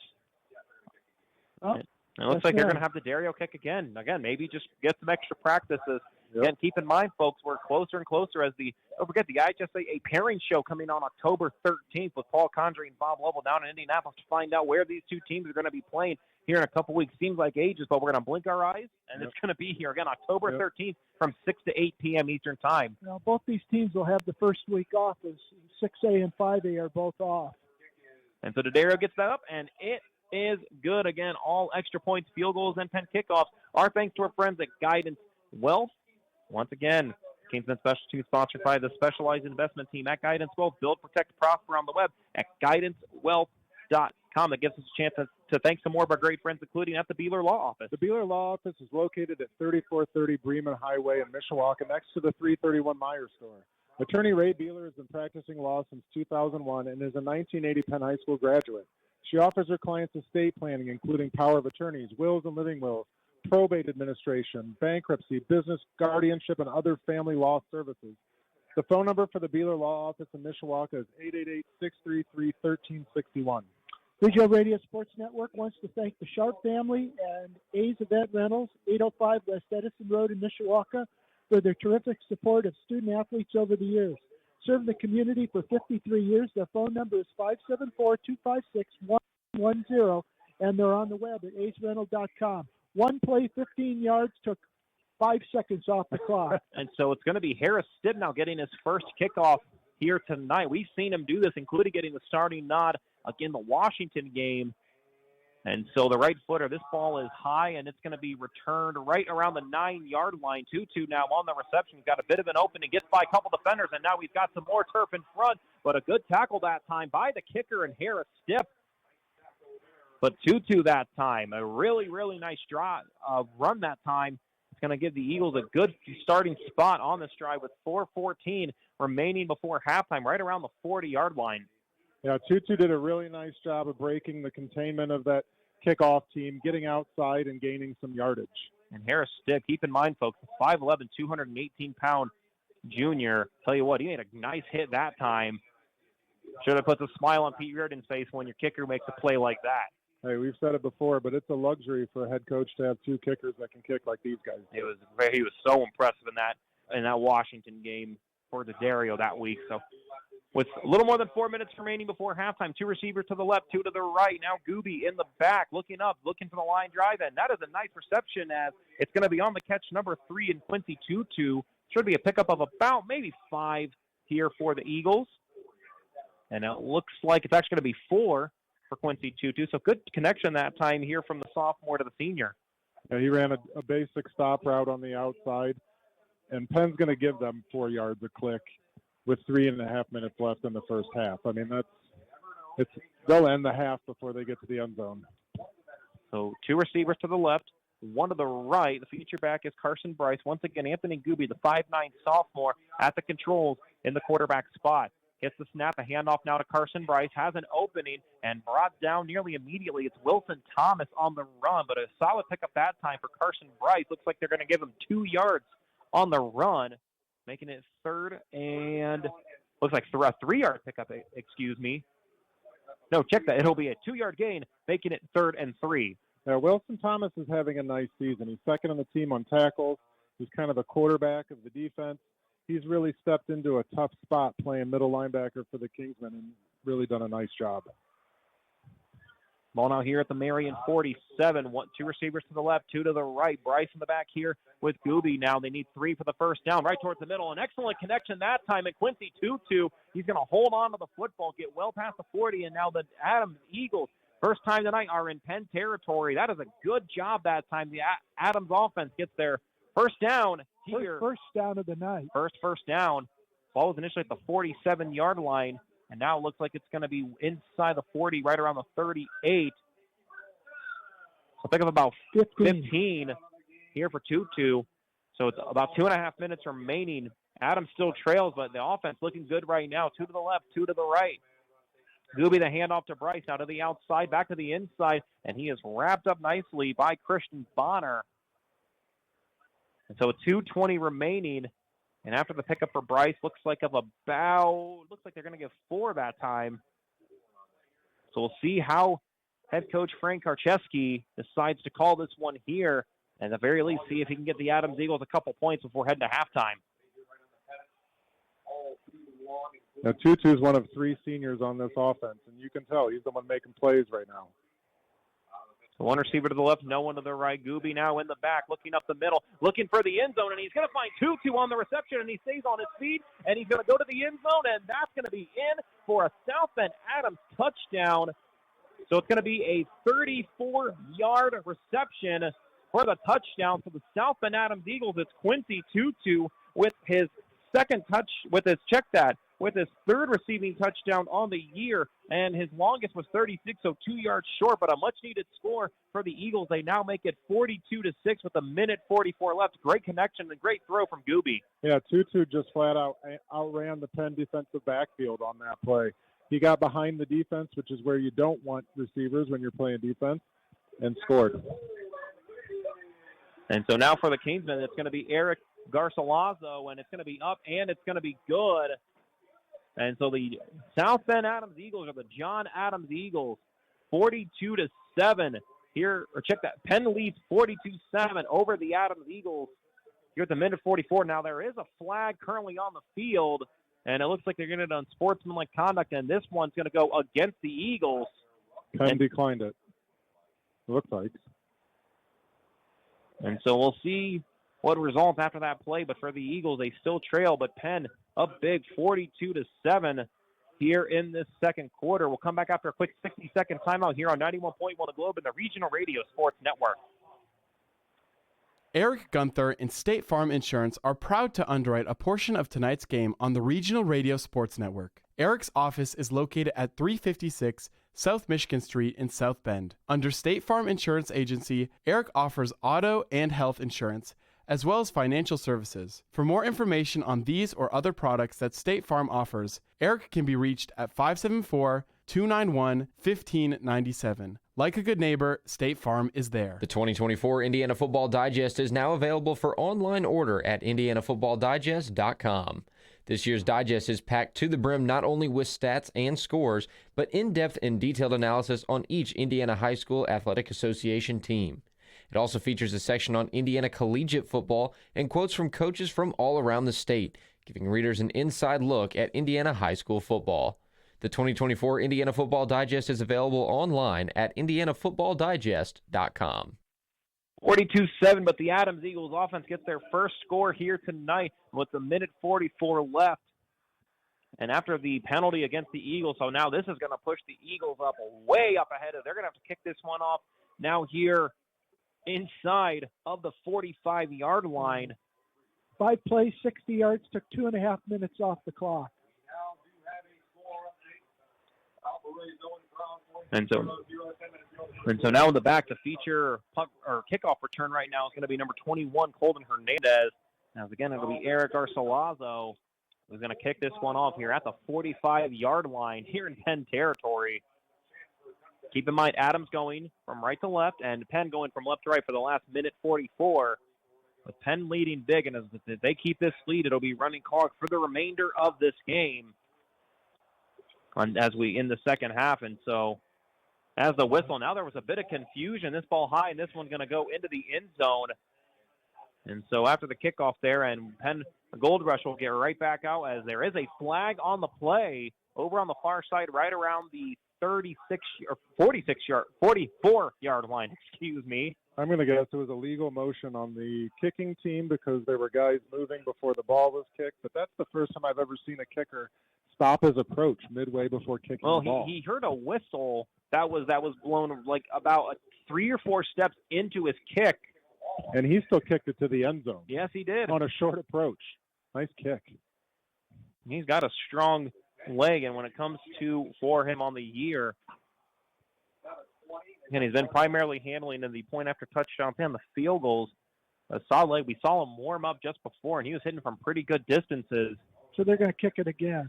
So they'll essentially just re-kick it again, and instead they're going to spot this ball. Looks like should be now right around the 50, and that's exactly it. It was at the Penn 45, and now it'll be at the 50, right in the middle of the South Penn logo from here. The 40. No, you're right, the 50. Okay. So once again, Hernandez will be in the back for the black and gold. Again, a minute 44 left with Penn leading 42-7. Once again, Tanner Camp, Matt Lilly, or Matt Copsey, great to be bringing you Penn Kingsmen football all season long. Whether you're at Everwise Freed Field or on the road, glad you've been able to tune in here on the campus on 91.1 The Globe and on RRSN.com audio. So Garcilazo was going to try this one again, line drive, and this one into the end zone. So 2 impressive kicks for the 5'10 junior. So it'll be a touchback, and Penn will start this drive at the 20-yard line. Gives us a chance to thank a couple more of our great friends, and that includes over at Cuban Networks. Tonight's broadcast is being underwritten by our friends at Cuban Networks. Located at 103 Polk Street in LaPorte, Cuban Networks takes pride in helping keep their customers happy for all their technology needs. More information can be found on their website at cubitnet.com or by phone at 219-369-4357. Question is Penn going to send their first unit back out? And right now it looks like the starting quarterback is Brody Cash, and so at least that initial question in regards to the quarterback, no, and it looks like Cohen Weisson is in the back. So 2 receivers to the left, 2 in the right. So Brody Cash and the 6', 170-pound junior in the back now as the quarterback here for the remainder of this quarter. Now the handoff to Weisson, work to the outside, has got a bit of an opening, breaks by a couple tackles, still on his feet, and a huge tackle that time by number 10 in Davion Harris, as Weisson would have had plenty more. But for the sophomore, he's going to pick up the first down, brought to you by Chris Neal State Farm Insurance at their location at 1602 East Day Road in Mishawaka. You can reach them for a quote today at 574-255-2900. Cohen Weisson, after the ball started at the 20-yard line, looks like they're going to mark him at the 33-yard line. So he'll pick up a 13 for the 5'6 sophomore. Yeah, Cohen Weisson continues to impress with the ball in his hands. So 70 seconds left before halftime. 2 receivers to the left, 1 to the right. And now Weisson working his way up the middle, muscles his way through, trying to get the first down, but he's going to be just about 2 yards short after the 8-yard pickup for Cohen Weisson. So under a minute left, the Kingsmen might just run one more play and then get to halftime up 42-7. And Cohen Weisson does a good job of protecting the ball in traffic. He has both arms on it to make sure that if someone gets a hold of it, it's not coming out, and he finds the creases in the defense. So 2nd and 2, ball now currently at the Penn 41-yard line. And so one receiver to the left, two to the right. Brody Cashin in the back, and Weiss now on the handoff for the sophomore. Definitely got the first down. And going to fall forward at right around the 47-yard line. That's going to do it for the half. And it looks like that would be the final play. Now, hold on a second, folks. They have officially... Well, the clock stops to move the chain. And the clock stops to move the chains. And most likely the Kingsmen are just going to let this clock roll out to head to halftime, as both teams not in any formation. And so we'll head to halftime as the Penn Kingsmen up big on the South Bend Adams Eagles here at Everwise School Field by a score of 42-7. We're going to take a 2-minute timeout. We come back. We're going to have our Penn sports update and get some analysis here on this game. But Penn up big. Pete Reardon got to be happy with how his team's performing. They're up on the John Adams Eagles here on the road, 42-7. Tanner Camp, Matt Lilliard, and Matt Copsey will be right back after this 2-minute timeout here. You are listening to Penn Kingsmen football on 91.1 The Globe, globeradio.org, and the Regional Radio Sports Network. For 30 years, the Lilliard Insurance Agency has been a proud sponsor of local sports in Michiana. The Lilliard Insurance Agency is an independent insurance provider which offers its customers auto, home, business, life, and health insurance. They are located at 410 Lincoln Way West in Osceola. For more information, the phone number is 574-674-0015, and their website is realvalueins.com. That's REALVALUEINS.com. Beef O'Brady's is a locally owned, family-operated restaurant designed for food and sports, featuring appetizers, wraps, pizzas, sandwiches, salads, and wings. Beef O'Brady's also broadcasts televised sporting events. The State Road 23 Granger location has carryout service and includes a party room and outside patio. More information is available on their website, beefobradys.com, or by calling 574-271-1415. Again, that's 574-271-1415. Beef O'Brady's. Good food, good sports. The 2024 Indiana Football Digest is now available for online order at indianafootballdigest.com. This year's digest is packed to the brim not only with stats and scores, but in-depth and detailed analysis on each Indiana High School Athletic Association team. It also features a section on Indiana collegiate football and quotes from coaches from all around the state, giving readers an inside look at Indiana high school football. The 2024 Indiana Football Digest is available online at indianafootballdigest.com. Did you know there's a place right here in Michiana that provides comfort and care for families of sick or injured children? Ronald McDonald House Charities of Michiana gives families everything they need, whether it's a hot shower, a comfortable bed, or a home-cooked meal. This allows parents to truly prioritize the health and well-being of their child. Because of people in this community just like you, RMHC Michiana provides their services at zero cost to the families. Find out how you can volunteer or donate to rmhcmichiana.org.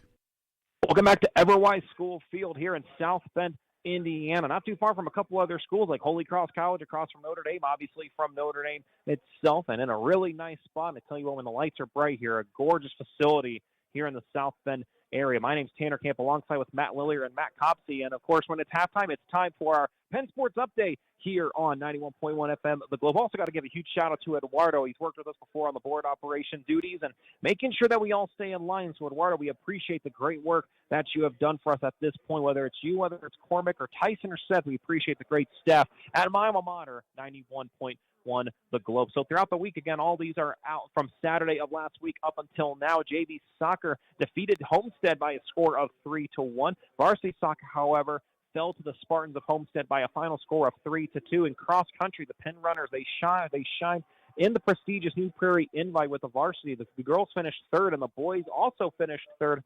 For the freshmen and the sophomores, the boys finished second on the reserves team. The girls finished fourth, and the boys finished first in boys rugby. The Kingsmen defeated Noblesville by a score of 19-14. Boys rugby again. They also defeated Brownsburg, shutting out the Bulldogs 27-0. In JV soccer, Penn takes care of the Eagles of South Bend Adams by a score of 2-0. In boys soccer, it was 2-2 after regulation, but Penn wins in a shootout 5-4. So truly on the edge of your seat in terms of that contest. In girls soccer, Penn takes care of South Bend Adams 3-0. In JV girls soccer, Penn also takes care of South Bend Adams 2-1. In the JV Gold girls soccer game, one thing that we want to just note, Penn has added a game for the JV Gold girls soccer team, and that is for this Saturday on September 28th. So that is tomorrow at Newton Park in Lakeville, and that's going to be against Tippecanoe Valley. The start time is scheduled for 9 a.m. Eastern Time on the blue field. So once again, that is for anyone for the JV Gold girls soccer game. In terms of boys tennis, Penn sweeps South Bend Adams in boys tennis 5-0. For freshman football, the Penn Kingsmen sweep the Marion Knights as they defeat the Knights 24-0 in boys soccer on senior night. Unfortunately, Penn, it was 1-1 after regulation, and the Huskies spoil the Kingsmen senior night in a shootout 4-3. And most recently in volleyball, Penn defeats Adams 3-1, 25-14. 25-17. They lost set 3, 25-23, and they finished off the Eagles by winning 25-22. And as always, tonight's Penn Sports Update is thanks to the great student journalists of Penn High School, and of course led by the one and only and truly legendary man himself in Kurt Raleigh. You can follow them online on X, formerly known as Twitter, at _Pennant, or online you can go to thepennant.com.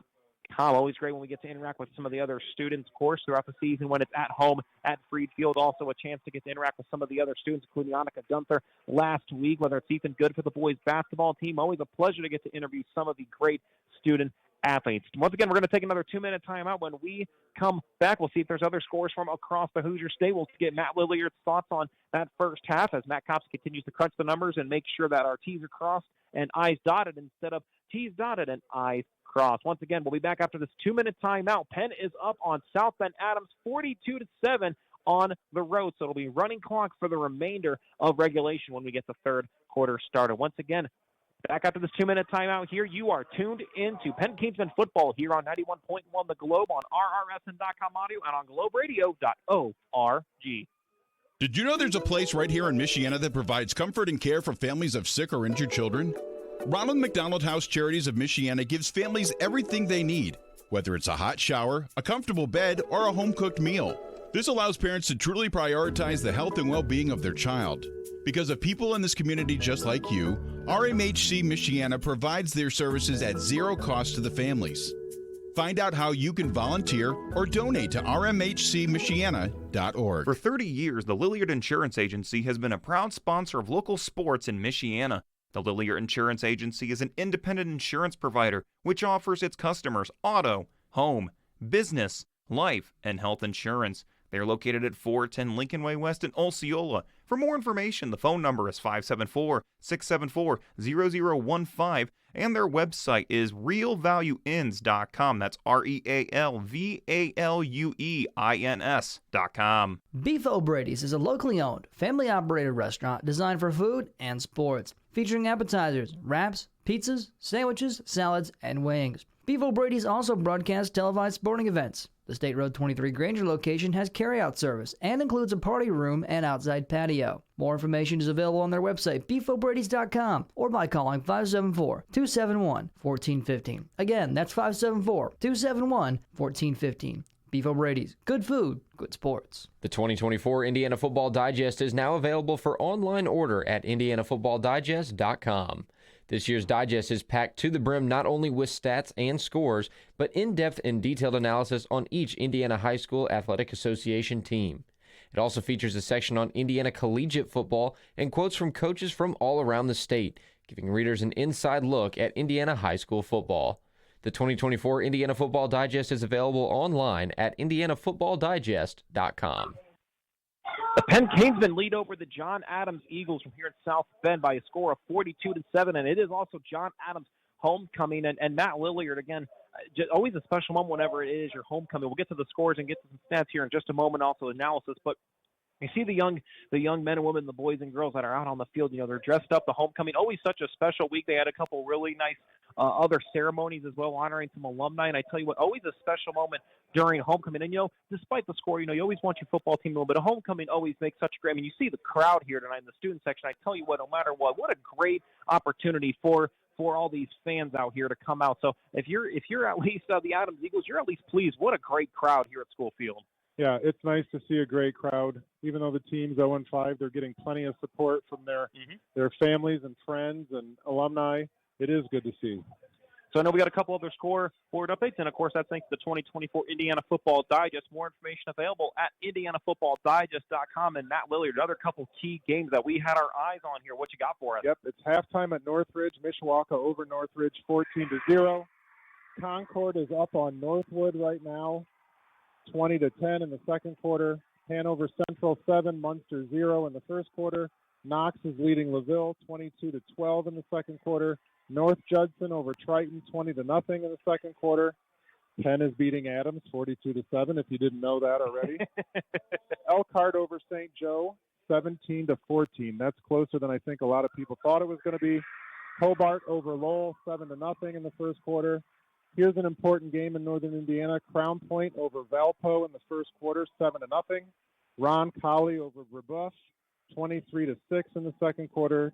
Tip Valley and Jimtown are tied at 0 at halftime. Wow, that's tell you what, impressive for the Jimmies right there in that game. And so play with a couple big scores, and you mentioned that Hobart and Lowell game as well over at the Inferno. But I think the one you said that's most important, that Crown Point Valpo game, that's the defending state runner-ups there. And props to Valpo, they're holding their own against the Bulldogs. Yeah, and Crown Point, if you look at their scores from the season so far this year, they are going to be a force in the playoffs.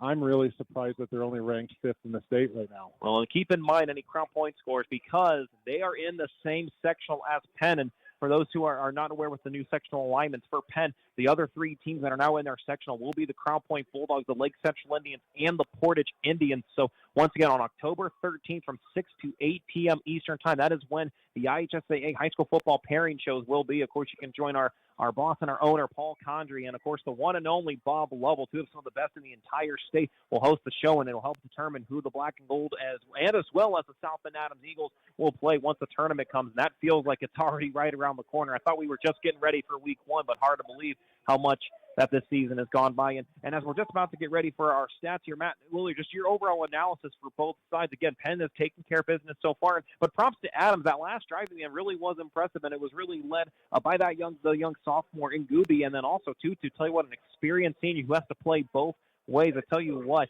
the score, Penn's taking care of business right now, but for Adams, again, you can see some signs of improvement just throughout the first 2 quarters. Yeah, Penn has played really well on both sides of the ball so far. Adams' game plan in the second half has to be get the ball in Tutu's hands as much as you possibly can because he's the one making plays right now. Obviously, Penn's defense should be looking at it from the opposite point of view. We need to shut down Tutu because he's the one making plays right now. So I imagine that both head coaches are in the locker rooms right now, game planning out the second half. Let's see what happens. And now time for our halftime stats, and it's the one and only Matt Copsey again, the Wikipedia page of Northern Indiana. Matt Copsey, take it away. Well, I'm disappointed we didn't win the homecoming. None of us won homecoming, so I'm a little disappointed. I was waiting to hear my name so I could stand up and say I put my best outfit on, too. None of us are close to as good looking as those guys are. I always had to settle, so I'll just settle for giving this halftime stat. All right. Penn got on the board at the 3:42 mark, an impressive 16-play, 71-yard drive that took over 8 minutes off the clock. Jaden Parker, a 2-yard run. Dylan DeDario's extra point made it 7-0. Less than a minute later, Penn, a 33-yard touchdown pass from Kellen Watson to Parker. DeDario's extra point made it 14-0 after the first quarter. Then, early in the second quarter, Cohen Weissong, a 3-yard touchdown run to Dario's extra point made it 21-0. Then at the 7:56 mark, Parker with his 3rd overall touchdown of the night, a 2-yard run, 28-0. And then Watson, a 25-yard run at the 5:40 mark, made it 35-0. Jeremiah Mitchell, a 15-yard touchdown pass from Watson at the 4:23 mark, 42-0. And then Quincy Tutu, a 34-yard touchdown pass from Anthony Gooby. The extra point made it 42-7. That's where we stand at halftime. Penn had 13 first downs compared to 2 for Adams. Penn had 5 penalties for 45 yards, 5 penalties for 32 yards for Adams. Penn was 3 for 6 on third down conversions. Adams was 0 for 5. Taking a look at some individual numbers, Kellen Watson was 7 for 10 for 96 yards and 2 touchdowns. You had Tayshawn Bardo, 3 catches for 42 yards. Parker had 2 catches for 39 yards. Joey Bennett, 1 catch for 0 yards. And then Jeremiah Mitchell, 1 catch for 15 yards. Rushing the football, Parker, 13 carries for 54 yards. Watson 3 carries for 48 yards. And you had Cohen Weissong 8 carries for 83 yards. Penn in the opening half had 185 yards on the ground, 96 through the air for 281 yards. For the Adams Eagles, you had, getting it right here, Anthony Gooby was 7 out of 11 with 1 touchdown and 1 interception for 62 yards. Taking a look here, Tutu had 4 catches for 53 yards. You had Caden Keene 1 catch for 5 yards. You also had Keyshawn Brown 1 catch for 10 yards, and Carson Bryce had 1 catch for 4 yards. Running the football, Bryce had 4 carries for 11 yards, and Gooby had 3 carries for minus 10 yards. So in the opening half, 1 yard on the ground for Adams, 62 through the air for 63 total yards. Penn leads at 42-7 at the half. As Tanner mentioned, we will have a running clock in the second half. Let's go ahead and take a quick 2-minute timeout. When we come back, we'll look at our weather once again. We'll look at our starting lineups, at least for now. Pending some changes, as we saw near the end of that second quarter, but we'll be right back after this 2-minute timeout.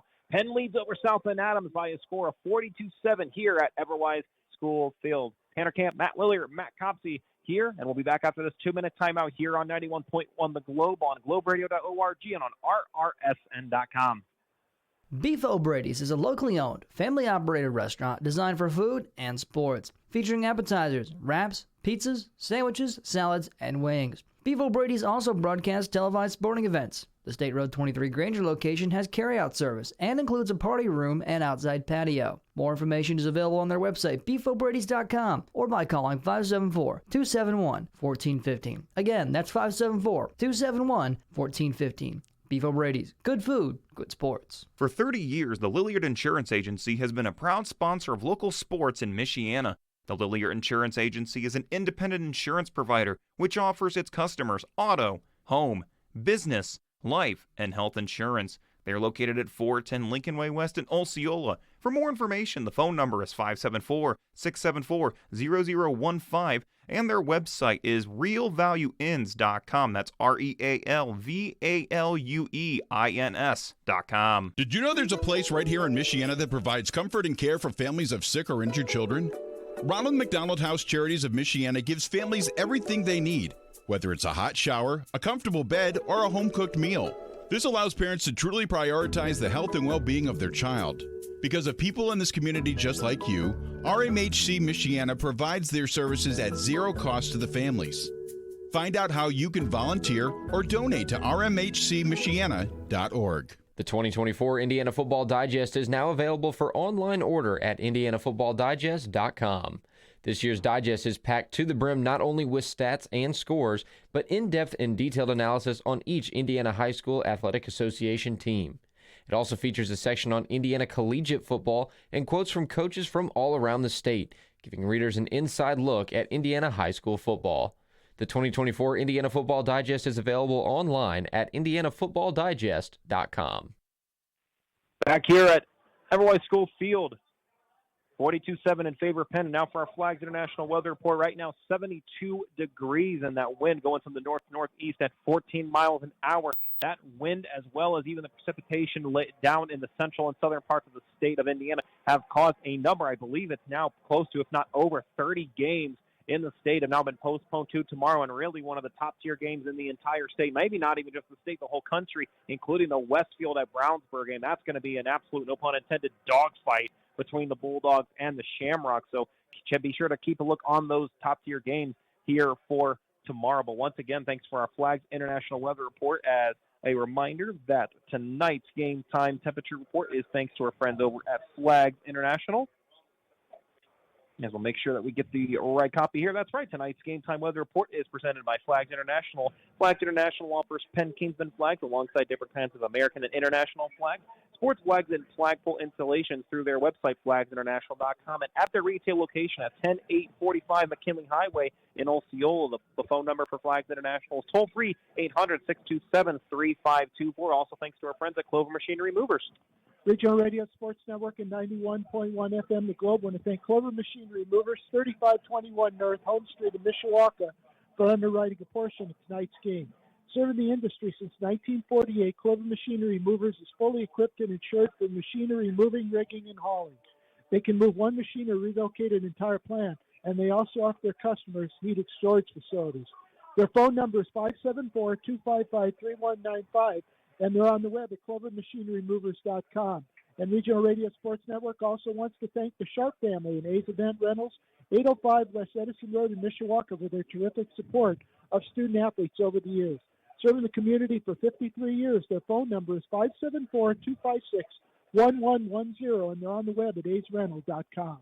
The Beeler Law Office is located at 3430 Bremen Highway in Mishawaka, next to the 331 Meyer store. Attorney Ray Beeler has been practicing law since 2001 and is a 1980 Penn High School graduate. She offers her clients estate planning, including power of attorneys, wills and living wills, probate administration, bankruptcy, business, guardianship, and other family law services. The phone number for the Beeler Law Office in Mishawaka is 888-633-1361. And so the two teams now back out onto the field as they're working their way. Once again, Penn leads 42-7. And time to look once again at our Zolman Tire here lineups here. And once again, in 1963, Bud Zolman began working in the tire and automotive service industry. After many years of hard work and dedication, he and his wife, Diane, founded Zolman Tires in 1978, over 45 years ago, under the new leadership of their son, Nate Zolman. Zolman's Best One Tire and Auto now has 8 retail locations and 3 fleet locations, serving you and your family for 3 generations. Zolman's Best One Tire and Auto care. And again, obviously, depending on the score, we did see a couple of changes for, respectively, at least the Penn Kingsmen.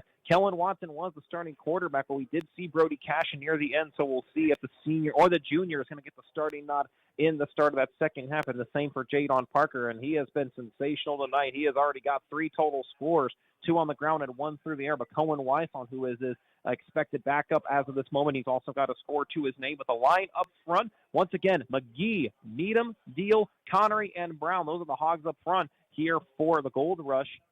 The starting receivers at this point in the game were Tayshawn Bardo, Jeremiah Mitchell, and Cole Turner. And Cole Bennett was then the starting tight end. Once again, expect changes made throughout the course of the game.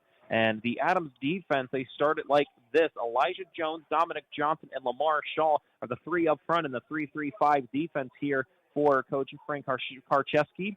The 5 in the middle are number 10, Davion Harris, number 37, Jarrell Jones, number 45, David Hayo, number 33, Ohawa Chalulu, and number 2, Carson Bryce, who I've been impressed with on the defensive side of the ball here for the Eagles. Meanwhile, the secondary features number 3, Quincy Tutu, number 4, Tayshawn Kane, and number 7, Jacob Wallen. And once again, that's the Penn offense against the Adams defense. And meanwhile, when you flip the card here for the Adams offense, it's led at the center controls by number 13, Anthony Gooby. And in the back, in terms of the running game, number 2, Carson Bryant got the start here tonight. The line up front for the Eagles goes like this: Johnson, Holy Cross, Cooper Goddard, Stewart, and Carson Ball. That is the 5 up front for the Eagles offensive line. The feature receivers, Caston Keene, jersey number 11, number 1, Cleo Kimbrough. And rounding it out is the other receiver, number 3, Quincy Tutu, who's got the only scorers, the only player to hit the end zone here for the Eagles at this point in the game. And meanwhile, for the Wild Bunch defense, who has been great, and they're looking for their 4th straight game where they've held an opponent to single-digit scoring. The line up front goes like this: Christian Bonner, J.T. Seeger, John White, and Quinn Watson, the 4 up front for the Wild Bunch. Meanwhile, in the middle, number 42, Kenny Welsh. We've also seen Jonathan Searfoss, after he was out last week, get some spot time in as well. We certainly hope he's going to see some more time out on the turf. In the middle also will be Wilson Thomas and Wrigley Hall. And meanwhile, the Wild Bunch secondary, who has been sensational here tonight, number 21, Colton Hernandez, number 7, Vinny Freeman, and number 23, Joey DePalma. And with his 5th interception on the season, Peyton Horner. So that's the Adams offense going against the Penn defense. So under 60 seconds left before we get ready for the second half of play. Penn 42, John Adams High School 7. And as a reminder, here at Everwise School Field, we thank the great game day staff for the great accommodations and allowing us to get to be here to broadcast this game from here in the South Bend area. Of course, School Field and East-West Turf Field, and we are in the home press box. We have been facing the North Bend. In terms of that weather report, one thing that Matt Copsey mentioned I forgot is it is dark. There is not one. The only light that we have are any of the lights we've got here at School Field, which is doing a phenomenal job at lighting up the field once again here for Adams homecoming. So, gentlemen, we can expect the second half again with the running clock where you want Penn, you want their two deeps to get some more and good experience time. And when you look at some of the players we mentioned, I mean, Cohen Wyson, if he gets the expected start in the second half, tell you what, he's going to see some really good touches. And I've been impressed with him helping back up Jadon Parker. Yeah, it's nice to see Penn work in their two deeps and three deeps for that matter. You never know what you have until they're out on the field. Cohen Wysong is a great example of that. He came into a game a couple of weeks ago without us even seeing him on the two deep roster. There were a couple of injuries that forced that to happen. Yeah, that was the Riley game. Yeah, Cohen Wysong has been great ever since. Well, he's the leading rusher right now, 8 carries for 83 yards. So pending, we probably see some of the other guys, but I would imagine he'll start the second half. He might get over 100 yards pending. I honestly don't think we're going to see any more points out of Penn unless there's a long run for a touchdown. I think Penn's just going to try to grind the ball out and just work their offense and try to do some clock. If I know Adams is probably going to try to do whatever they can to get some more points on the board. So Harris Stipp is going to start things off. So that is where we start off with the change. Instead of Dylan DeDario, Coach Reardon is going to go with the 5'11" junior. So Penn will start off this quarter by going from right to left, and Adams from left to right. Penn white shirts, black pants with the gold helmets with Penn across. Adams blue shirts, blue pants, and the white helmets. So Tutu now on the reception, after the catch, goes to the outside now, works back towards the middle and going to get past the 25-yard line, close to the 30. And so a good kickoff return that time for Tutu. His ball's going to be spotted. Looks like at the 28-yard line. So Gooby and the Kings and the Eagles offense now looking to try to get some more production going. They scored on their last drive in that second quarter and looking to continue the same as, again, the clock continues to run, and it will do so, again, unless it's for timeouts or injury timeouts or officials timeouts. Well, that and change of possession. And change of possession, of course. We definitely have the number twos out here on defense, giving these guys a chance to get some reps in. They spend a lot of time during the week helping the starters get ready for a game. Now it's their turn. Two receivers to the left, one to the right. Check that, two to the right with Carson Bryce in the back here with Gooby. Now looking out to his right. That ball slips through the hands that time of Cleo Kimbrough. And good one-on-one defense that time. Looks like it's number 27 here for the Kingsmen. And it looks like that was Dalton Zoltansky. Yep, Dalton Zoltansky's looked good when he's gotten chances to play so far this season and last season, for that matter. I was just looking at some of the scores from the JV games today, and Dalton Zoltansky's been the leading rusher for the JV team when given the chance. Yeah, the 5'10" junior, 3 tackles coming in, and when he has come in, he has done really nice things in that secondary here for the Wild Bunch. So 2nd and 10, ball still at the 28-yard line. Clock continues to roll over. 90 seconds already gone by with Penn leading 42-7. 2 receivers to the left, 2 to the right, man in motion. Now handoff here for Bryce, tries to work to the right, but he is eaten up alive. And on the big tackle that time, it was Kendall Schaefer, the 5'11", 240-pound junior. 7 tackles, including 1 for loss, and a big hit that time, 499. Hey, we saw Kendall Schaefer come into the game last week and make plays just like that. I'm surprised he's not getting more playing time based on his performance so far. And so that's going to end up being a loss of 4 that time here for Bryce. So it makes it 3rd and 14, ball at the 24-yard line. Already 2 minutes gone by. And the Eagles trying to work some more offense here. 1 receiver to the left, 3 bundled up tight to the right. And so now Gooby looking to the outside, works to his right, and that ball is going to be caught by Kimbrough and going to get maybe a little bit past the initial line of scrimmage. But it's going to be 4th. And we'll see what the Eagles do. And it looks like they're going to spot the ball. It started at the 24, and now they're going to spot the ball. Looks like at the close to the 34-yard line. It's about a 10-yard pickup that time here for Kimbrough. Anticipate Adams going for it on 4th down for the remainder of the game. They're down 5 scores. You can't make that up in enough time. So 2 receivers to the left, 2 to the right. Gooby in the back as Bryce is to his right hip. And as Matt Lilliard said, going for it here on 4th down. Got to get to at least the 38-yard line. Man in motion now. So 3 receivers to the left, 1 to the right. And the play clock is currently at 0. So the question is this. Did Frank Karczewski get the timeout in time? Yep. And it looks like they did. So Frank Karczewski is going to take a timeout, his first of 3 here in the second half. So the clock now stops at 8 minutes and 39 seconds left. And after the timeout, gives us a chance to thank a couple more of our great friends who make it possible for us to broadcast, including at Harrison Sons Construction. Our coverage of Penn High School sports on the Regional Radio Sports Network is presented by our friends at Harrison Sons Construction. For over a decade, Harrison Sons Construction have offered full-service remodeling and construction.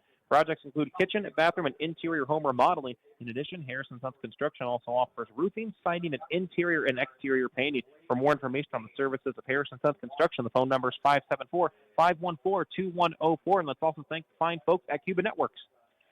Tonight's broadcast is being underwritten by our friends at Cubit Networks. Located at 103 Polk Street in the Port, Cubit Networks takes pride in helping keep their customers happy for all their technology needs.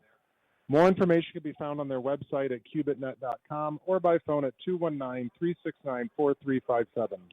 So 4th and 4, ball to 34-yard line. The Eagles got to get it to the 38 if they want to keep this drive alive. 2 to the left, 2 to the right. Bryce in the back here with Gooby. Gooby now drops back, rolls to his left, looking towards the middle. Wants the home run ball, and that is going to be caught by Kimbrough.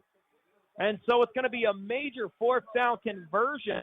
As for the Kingsmen, Gavin Adams was trying to get the interception, but it goes over his outstretched arms, and it's going to be Cleo Kimbrough. 160 receiving yards, 36 was his long, and I think he just set his new long after that one. Ball was at the 34-yard line. And so it looks like they're going to spot him at 29. 10-29. Yeah, if that ball would have been any closer to Gavin Adams' hands, that would have been an interception. It squeaked right over his hands and into the hands of the receiver for Adams. Lucky play. And so the big 4th down conversion for the Eagles keeps this drive alive. One receiver to the left, one to the right. Bryce in the back here with Gooby. And now the handoff as Bryce. He gets by one defender, but not going to get much more after that. Still a good pickup. It looks like of about one. It looks like on the tackle, Jonathan Searfoss. Welcome back to the defensive lineup, Jonathan. Had some injury problems last week, and good to see him back out on the field. So 7.5 minutes remaining in the third quarter. Penn 42, South Bend Adams 7 here at School Field. Adams scored on their last drive at the end of the second quarter, but Penn, after that long drive on their opening score, taking control of this game. So 2nd and 9 after the 1-yard pickup. One receiver to the left, 2 to the right. Now Gooby looks to the back, right around inside, and so the pass to the outside for Tutu, and it's going to be caught. So Quincy Tutu with his second score of the game, and it's from 28 yards out. So Quincy Tutu now has got 4 receiving touchdowns on the year, and just like that, it makes it 42-13 pending the PAT. Tell you what, Tutu, he's got a good set of hands there. He does have a good set of hands, and what a nice route. That was actually, I think that was the exact same play he scored on in the first half. It was a deep post pattern, and he beat the coverage.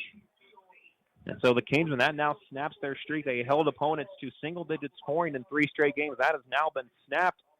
And so the Adams Eagles now, as we wait for the PAT here for Eric Garcilazo, the snap, the hold, it's up, it's low, but it is good. So as the clock still the clock will stop now, and then it'll start on the kick. So now it's 6:13 and so it's 42-14 in favor of Penn, but Adams, last 2 drives, they've looked very, very good offensively as the Kingsmen ready for their first drive on the offense after the kickoff here. Yeah, albeit against the Penn reserve defense, Coach Karczewski has to be happy with that score. And it's a good look. Again, a sophomore quarterback who we may see take over those duties the rest of his career here for the Adams Eagles. Again, at 5'9", 155 pounds for the sophomore. Anthony Gooby with 486 passing yards coming into today's game.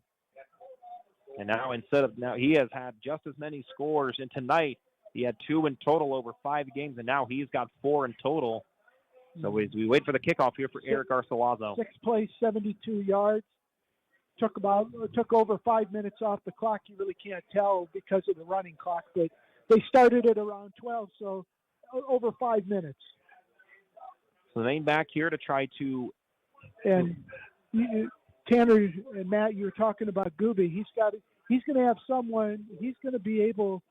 Coach Karczewski's going to be able to work with him and try to get him with the timing and the footwork and everything. He's only a sophomore, and he's he's already shown he's got a bright future ahead of him if he stays healthy and he follows. So it's going to be out of the end zone, I think. So Garcilaso, he's been impressive when it comes to the kicking duties. It goes over the helmet that time of Braden White. So ball's going to start at the 20-yard line. And so the Gold Rush will now start their first offensive drive here in the second half as the clock now continues to run. Yep. Adams' offense ended the first half with visible frustration. There's something to say for coming back out in the second half and taking the ball down the field and scoring like that. That's discipline. That's good coaching. Staying in the game. And so as expected, Brody Cashin is going to get the start at the quarterback spot for the 6', 170-pound junior. Also, Cohen Wysong going to be the feature back. So for the Gold Rush, they start at the 20-yard line. Two receivers to the left, one to the right. Wysong in the back. Now the handoff to the sophomore, bounces off to the outside, gets by a couple tackles, and going to fall forward for a solid pickup. Looks like it's about 4, maybe 5, depending on how the officials are feeling. Looks like he's going to get about 2.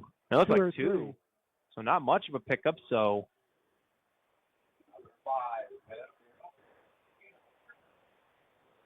after the pickup, it's going to make it 2nd and 8 with under 5 minutes remaining here in this third quarter.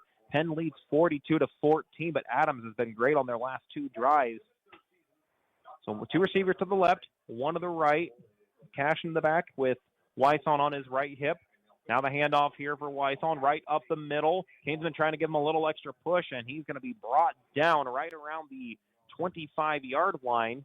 So a pickup of 3 here for Wysong. So he's had 5 yards on his last 2 rushes. 3rd and 5 now here for the Gold Rush with 4.5 minutes left in the third. Wysong isn't getting quite the space he got to run in the first half, but I think that's 100% due to Adams' defense knows Penn's going to end this game running the ball.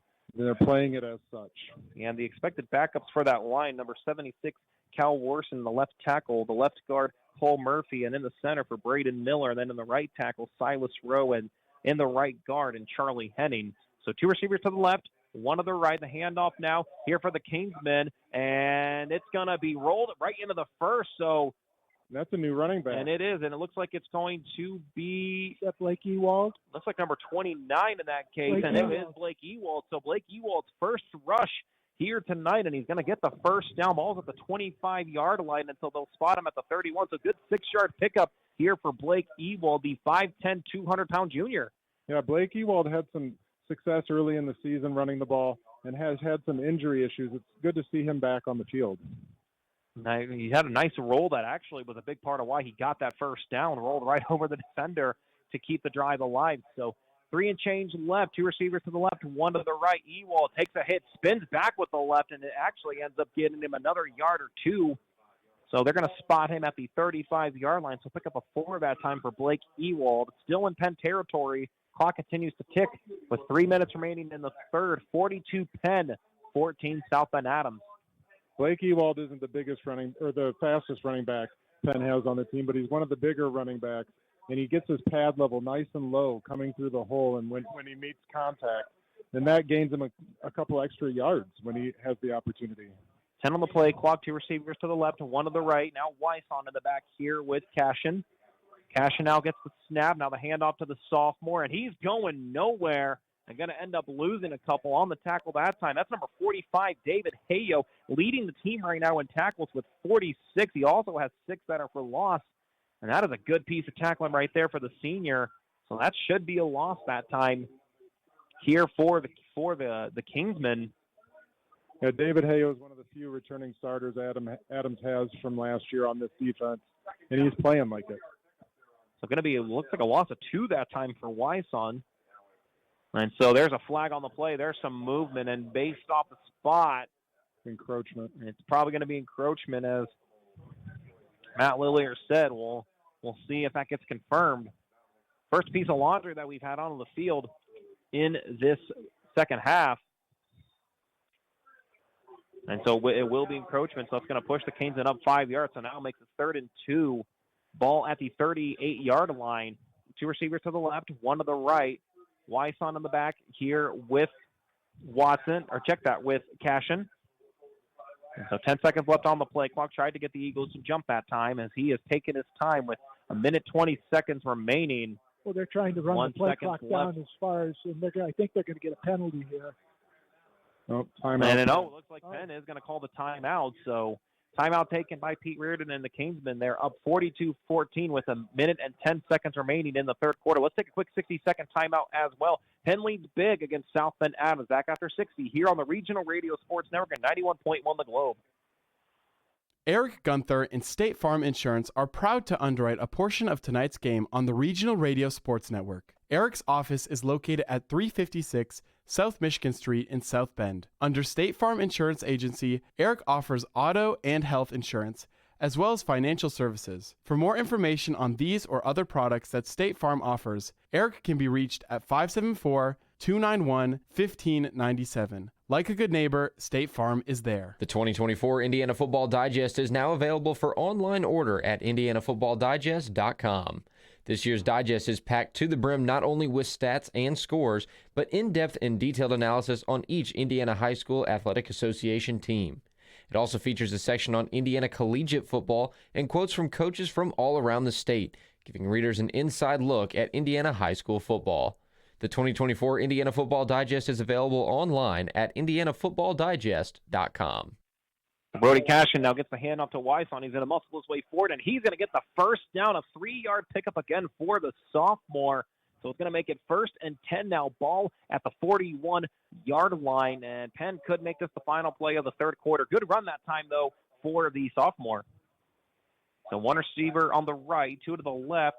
Wyson now in the back here with Cashin. So now high snap. And so this time it's actually going to be Ewald on the run, and he is going to muscle his way forward. Probably got him another yard or 2 at about the 45-yard line. So pick up a 4 that time for Blake Ewald, and that is most likely going to be our final play. By the way, that last first down here for the Kingsmen, and as always all season long, tonight's Kingsmen's first downs are brought to you by Chris Neal State Farm Insurance with their location at 1602 East A Road in Mishawaka. You can reach them for a quote today at 574-255-2900. That last play will be the final of the third quarter. Penn up 42-14, looking to get another win, number 5 on the season, and stay undefeated in Northern Indiana Conference play. Tanner Camp, Matt Copsey, and Matt Lilly are back after another 60-second timeout here on 91.1 The Globe and the Regional Radio Sports Network.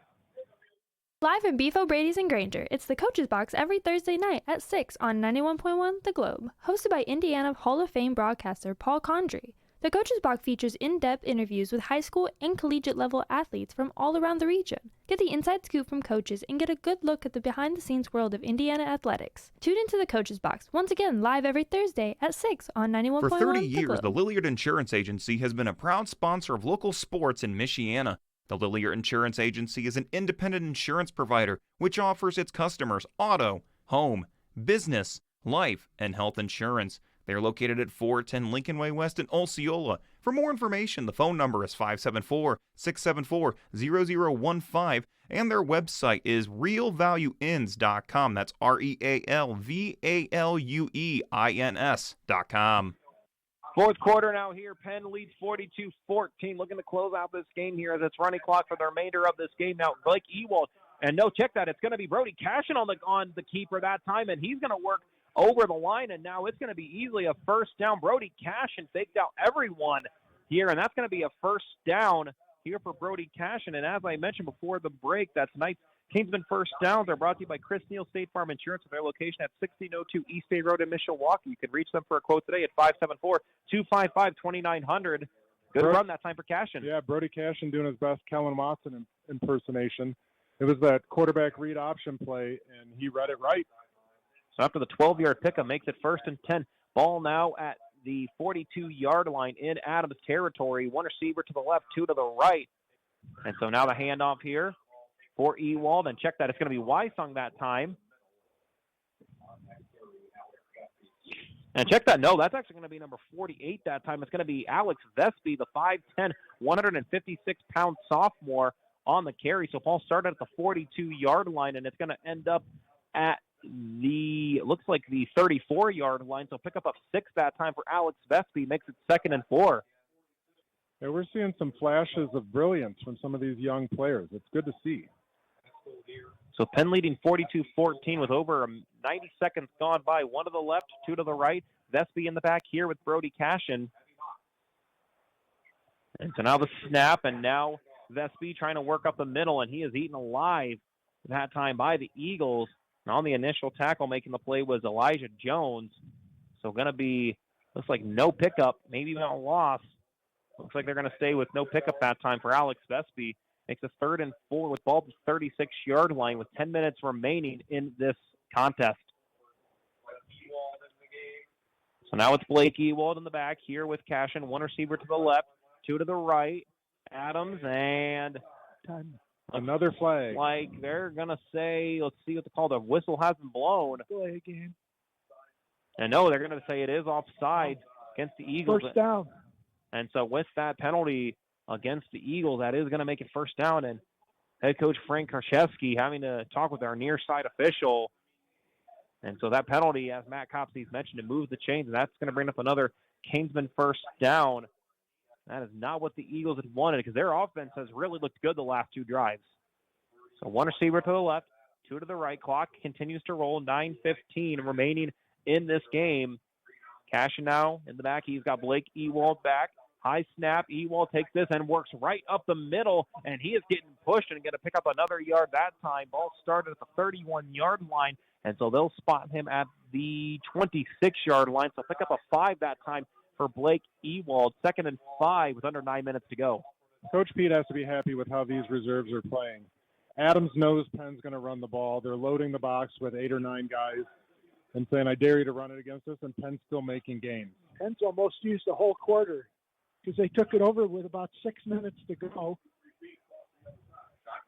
So 1 receiver to the left, 2 to the right. Ewald in the back here with Brody Cashin.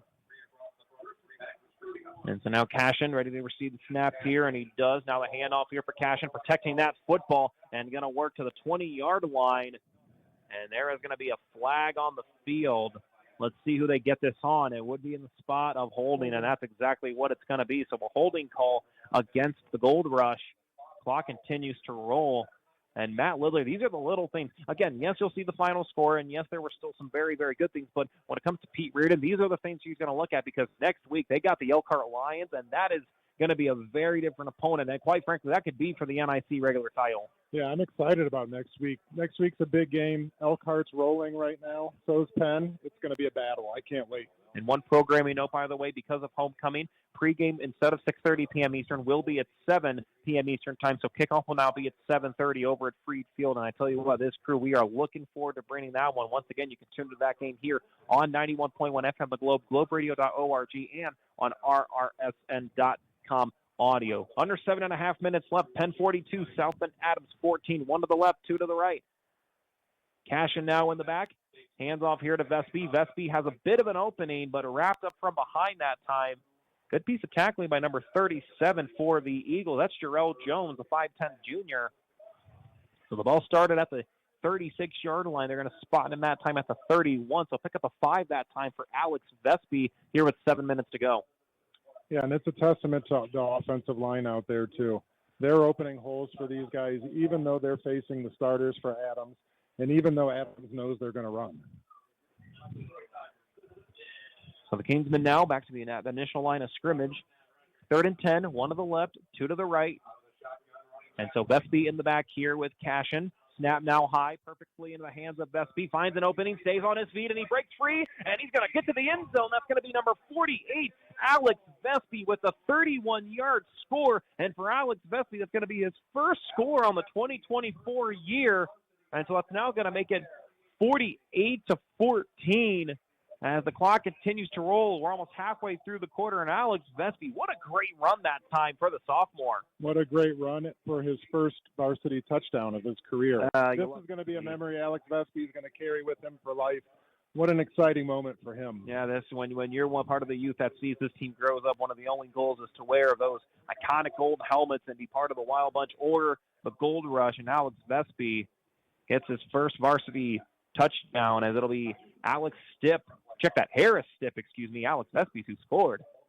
So Harris Stipp is going to get ready for the PAT. The snap, the hold, it's up, and it is good. That snap was a little high. Nice job by Cody Clark getting that down for the kick. The clock stops as before the kickoff, and so 49-14 in favor of Penn after the Alex Vespi score. And so that one officially seals the deal if not from before, and we get ready for kickoff, gives us a chance to thank a couple more of our great friends, and that includes at Harrison Sons Construction. And, of course, as we want to remind you that our coverage tonight of Penn High School sports on the Regional Radio Sports Network is presented by our friends at Harrison Sons Construction. For over a decade, Harrison Sons Construction have offered full-service remodeling and construction. Projects include a kitchen, bathroom, and interior home remodeling. In addition, Harrison Sons Construction also offers roofing, siding, and interior and exterior painting. For more information on the services of Harrison Sons Construction, the phone number is 574-514-2104. Once again, thanks to Harrison Sons Construction. 13 plays, 80 yards. If you take it from when they started at 6:13 to 5:37, they took 12 minutes and 36 seconds off the clock. And much like how that game started on the opening drive, the Kingsmen do the same.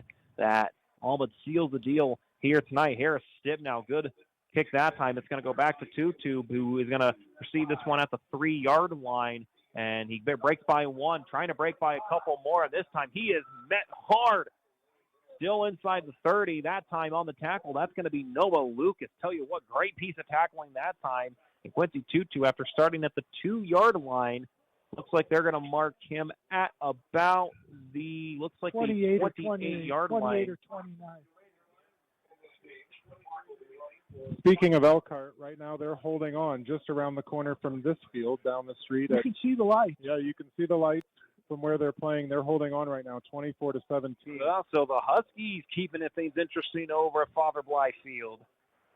That was what I was trying to say. I figured you would. I knew exactly where you were going. We worked just enough games to where I had an idea. So now Lions and Huskies. Yeah. Couple of wild animals. So the new quarterback ball was loose, by the way, and so everyone's scrambling for it. I think the Eagles are going to maintain possession, and they will. By the way, new quarterback here for the Eagles. It was Penn ball. Caden Keenan. No, it's a fumble. So a fumble, and it was recovered by the Kingsmen. Unfortunately, we did get a good look. There were about 6 to 7 different players on top, and by the time we got an idea, so the Penn Kingsmen, the Wild Bunch recovers it. Penn's going to run out the clock now.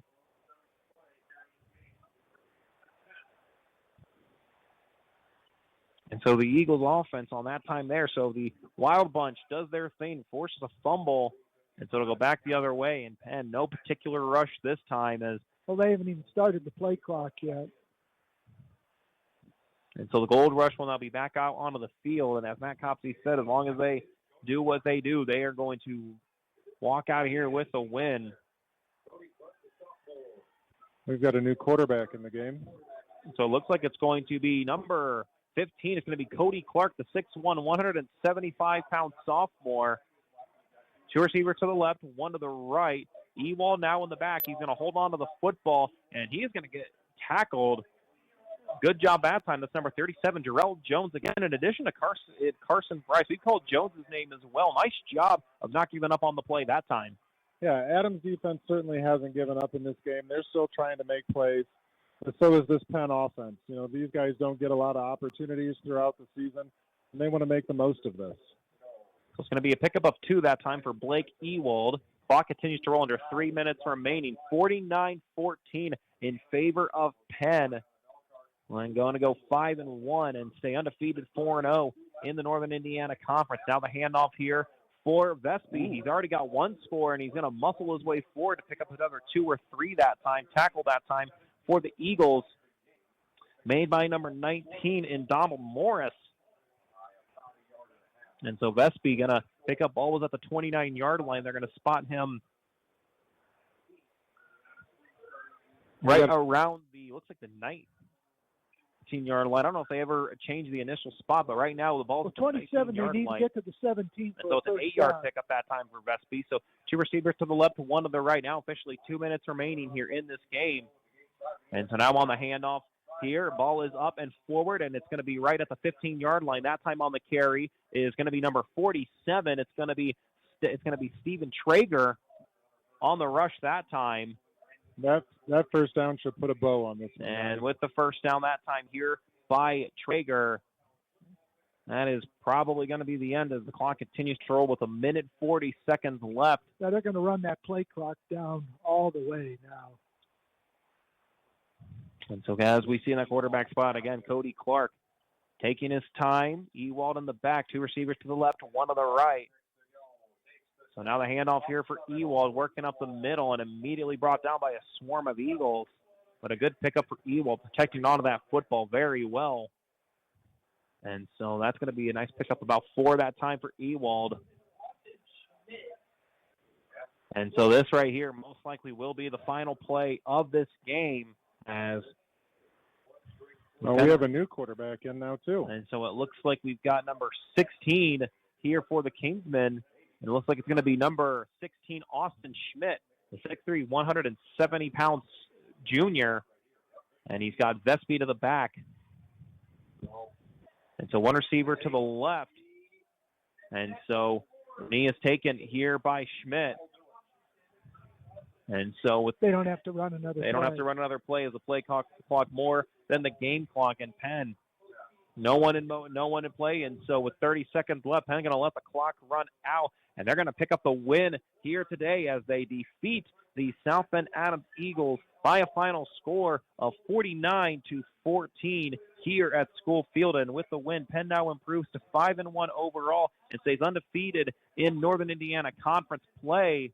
And for the Adams Eagles, they're going to still search for their first win as they're 0-6 overall and 0-4 in the Northern Indiana Conference. 2 seconds left, and the final buzzer sounds, and that is going to do it. Penn, it's official. They win 49-14 here in South Bend Adams homecoming. Tanner Camp and Matt Copsey, we're going to take a 2-minute timeout. When we come back, we'll thank some more of our great friends. And Matt Lillier, that's true. I'm still here. You are still here. You are still here. Tanner Camp, Matt Lillier, and Matt Copsey. Tanner and Matt squared. That's how it is right now. And so back after this 2-minute timeout, Penn wins on the road. They win 49-14 against the South Bend Adams Eagle. Back after this 2-minute timeout here on 91.1 The Globe and the Regional Radio Sports Network here for Penn Kingsmen football. For 30 years, the Lilliard Insurance Agency has been a proud sponsor of local sports in Michiana. The Lilliard Insurance Agency is an independent insurance provider which offers its customers auto, home, business, life, and health insurance. They are located at 410 Lincoln Way West in Osceola. For more information, the phone number is 574-674-0015, and their website is realvalueins.com. That's REALVALUEINS.com. Beef O'Brady's is a locally owned, family-operated restaurant designed for food and sports, featuring appetizers, wraps, pizzas, sandwiches, salads, and wings. Beef O'Brady's also broadcasts televised sporting events. The State Road 23 Granger location has carryout service and includes a party room and outside patio. More information is available on their website, beefobradys.com, or by calling 574-271-1415. Again, that's 574-271-1415. Beef O'Brady's. Good food, good sports. The 2024 Indiana Football Digest is now available for online order at indianafootballdigest.com. This year's digest is packed to the brim not only with stats and scores, but in-depth and detailed analysis on each Indiana High School Athletic Association team.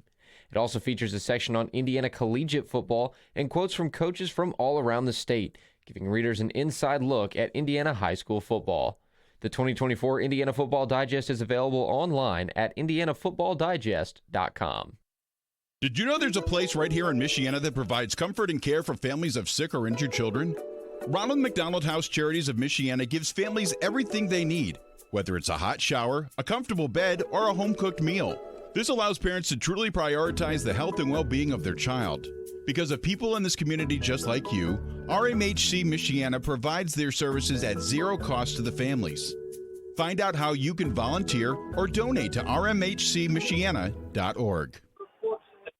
We welcome you back here to School Field as the Penn Kingsmen take care of the South Bend Adams Eagles by a final score of 49-14. And as I mentioned, with the win, Penn now 5-1 overall and 4-0 in the Northern Indiana Conference. And South Bend Adams now still searching for their first win. They're 0-6 overall and 0-4 in the Northern Indiana Conference. And you know what? I tell you what, Matt Willer, one of the really cool parts that we're seeing here is we actually see the Kingsmen as well as the Eagles are lined up to get in the photo. Looks like they're getting some advice as well from some of the coaches and the other players as well. And I tell you what, we've seen this a number of times. We saw this in the Riley and Washington. Keep in mind, for both those games for the Kingsmen, it was the first time in a decade that they played, and obviously a very familiar opponent here. It looks like they might be giving out some awards. I think that is what they're doing. Broadcast Sport over here, who's also broadcasting, is giving a offensive and defensive players of the games. And a quick update from around the corner. Right now, Elkhart and St. Joe, two of Penn's future opponents to end the season, are tied in the third quarter, 14-14. And that game is important because if Elkhart ends up winning, then next week, essentially, the battle of the last two undefeated teams. Now, if Elkhart loses, then Penn will still have the advantage, but does not make that game any less important. And I take that back. Elkhart just scored 24-17 right now in the third quarter. And so we'll get you more updates as we go along through here, but gives us an opportunity to give a couple more thanks to our great friends. That includes over at the Beeler Law Office. Beeler Law Office is located at 3430 Bremen Highway in Mishawaka next to the 331 Meyer store. Attorney Ray Beeler has been practicing law since 2001 and is a 1980 Penn High School graduate. She offers her clients estate planning, including power of attorneys, wills and living wills, probate administration, bankruptcy, business guardianship, and other family law services. The phone number for the Beeler Law Office in Mishawaka is 888-633-1361. Of course, we want to remind you that thanks to the tonight's Kingsmen First Downs are brought to you by Chris Neal, State Farm Insurance, with a location at 1602 East State Road in Mishawaka. You can reach them for a quote today at 574-255-2900. Also, thanks to a couple of our other great friends that make it possible for us to broadcast. That includes McDonald Physical Therapy and Sports Rehabilitation Center with two locations at 1005 Hickory Road in South Bend and in St. Liam Hall. The campus of Notre Dame offers physical therapy treatments including Alter G, treadmill, blood flow restriction, and water therapy. McDonald Physical Therapy and Sports Rehab Center's phone number is 574-233-5754, and they are on the web at mcdonaldpt.com. And once again, thanks to our friends at Ivy Tech Community College. Ivy Tech credits transfer to more than 100 colleges and universities in Indiana and outside the state, with more than 20 degrees qualifying for guaranteed admission at the largest four-year institutions in the state. Enrollment is open for an October 21st start. Visit ivytech.edu/apply. And as Matt Compton continues to add up some of the final numbers, I know we'll get some scores here in just a moment. But Matt Lillier, this was a game, again, on that very first drive. Penn did their thing. They were slow, they were methodical, and they found their way into the end zone, including times when it looked like they were going to be so close but not score. But they found their way into the end zone, and then immediately after that first play, after the first Eagles offensive play, it's who else but Peyton Horner with his now fifth interception for the Kingsmen. And from there on out, the Kingsmen just felt in control. And we like to see that when you're the black and gold right now, is once they find that rhythm, they stay in control. They don't panic, they don't worry, and they just did a great job tonight. Once they found their rhythm, they didn't go too high or go too low. They just stayed in neutral and only improved throughout the rest of the night. Well, that's what Coach Karszewski. He's got a last name like I do. Hard to say. He said that in the pregame interview. The thing that Penn does so well is execution. And that's exactly what they did in the first half and second half, for that matter, of this game, especially in that first drive, that 8-minute drive. And I'll tell you, being an ex-offensive lineman, there is nothing an offensive line loves more than just driving the ball down the field methodically, one play at a time, and getting it into the end zone. What an exciting thing for them. But, yeah, Penn looks like they're continuing to improve, especially on the defensive side. You know, starting the season with one returning starter in Vinnie Freeman, we didn't know what we were going to get. And for the first couple of weeks, we still kind of didn't know what we were going to get. But this defense has really come around. Christian Bonner and Quinn Watson both holding down the ends really well. Wilson Thomas in the middle. But the defensive backfield is where I think we've seen the most gains. You know, Peyton Horner, Joey DePalma, both leading the team in turnovers, especially Peyton Horner with his fifth interception tonight. Yeah. I mean, great statistics for that defense. But it's what Coach Pete wanted to see. You know, he has to be proud of the growth of this team. You know, it's what you want to see as a head coach. It's consistent improvement and hopefully peaking somewhere right around playoff time, right? That's what you want. That's what all teams strive, is to be at their best, and especially with how tough that sectional is, including Crown Point for Penn. They want to be at their best, and they'll get ready for Elkhart next week. Then on the flip side, before we get things over to Matt Compsey, South Bend Adams. I'll tell you what, outside of that last drive, the end of the second quarter and the start of the third quarter, were really, if you talk to Frank Karszewski, you got to be pleased with the connection, especially with their young sophomore quarterback in Gooby. I tell you what, there were still some bright spots as this team gets older and matures and still plays in these tough games that are going to earn your bumps and bruises. Tell you what, I like the future though for this Eagles team, and maybe even they got Washington next week, and that is a very winnable game here for this Eagles team. They play like they do tonight, they could get their first win next week. Yeah, they certainly could. And they seem to continue to improve, too. They're a very, very young team. We've talked about that throughout the game. But, you know, an improving young team is what their head coach, Frank Karszewski, really wants to see. We talked about that with him too before the game. It's a tough hill to climb when you're building a program. Go ahead, man. I was just going to say, you could do like people used to do with Mike Krzyzewski just call him Coach K. I'm going to call him Coach K for the rest of this broadcast. So what's left of it? I didn't mean it's just. And now I think we've got our final stats ready. Matt Copps, you've got that in our score and summary. Take it away. Okay. Penn set the tone right away with that 16-play, 71-yard drive that took 8 minutes and 11 seconds off the clock. Jaden Parker, a 2-yard run. Dylan DeDarios, extra point, made it 7-0. Less than a minute later, Parker, a 33-yard touchdown pass from Kellen Watson, made it 14-0 after the first quarter. Cohen Weissong, a 3-yard run early in the second quarter. Parker, his third touchdown of the night, made it 28-0. It became 35-0 on a 25-yard run by Kellen Watson. And then it became 42-0 with 4:23 to go. Jeremiah Mitchell, 15-yard touchdown pass from Watson. Quincy Tutu, a 34-yard touchdown pass from Anthony Gooby. It was late in the opening half. It was 42-7 at the half. And then in the midway through the third quarter, Tutu, a 28-yard touchdown pass from Gooby. And then Alex Despy, a 31-yard touchdown run for Penn. Midway through the fourth quarter, 49-14. Penn with 20 first downs, Adams with 3. Penn, 6 penalties for 55 yards, 7 penalties for 42 yards for Adams. Penn did not have to punt tonight. Adams had 4 punts for an average of 22 yards. Penn was 4 of 8 on third down conversions. Adams was 0 of 6. Kellen Watson was 7 out of 10 for 96 yards. Tayshawn Bardo, 3 catches for 42 yards. Parker had 2 catches for 39 yards. Cole Bennett, 1 catch for no yards. And then Jeremiah Mitchell, 1 catch for 15 yards. Running the football, Parker, 13 carries for 54 yards. Watson, 3 carries for 48 yards. Cohen Weissong, 12 carries for 89 yards. Then we'll get for the other guys over here. Blake Ewald had 6 carries for 24 yards. Alex Despy, 4 carries for 43 yards.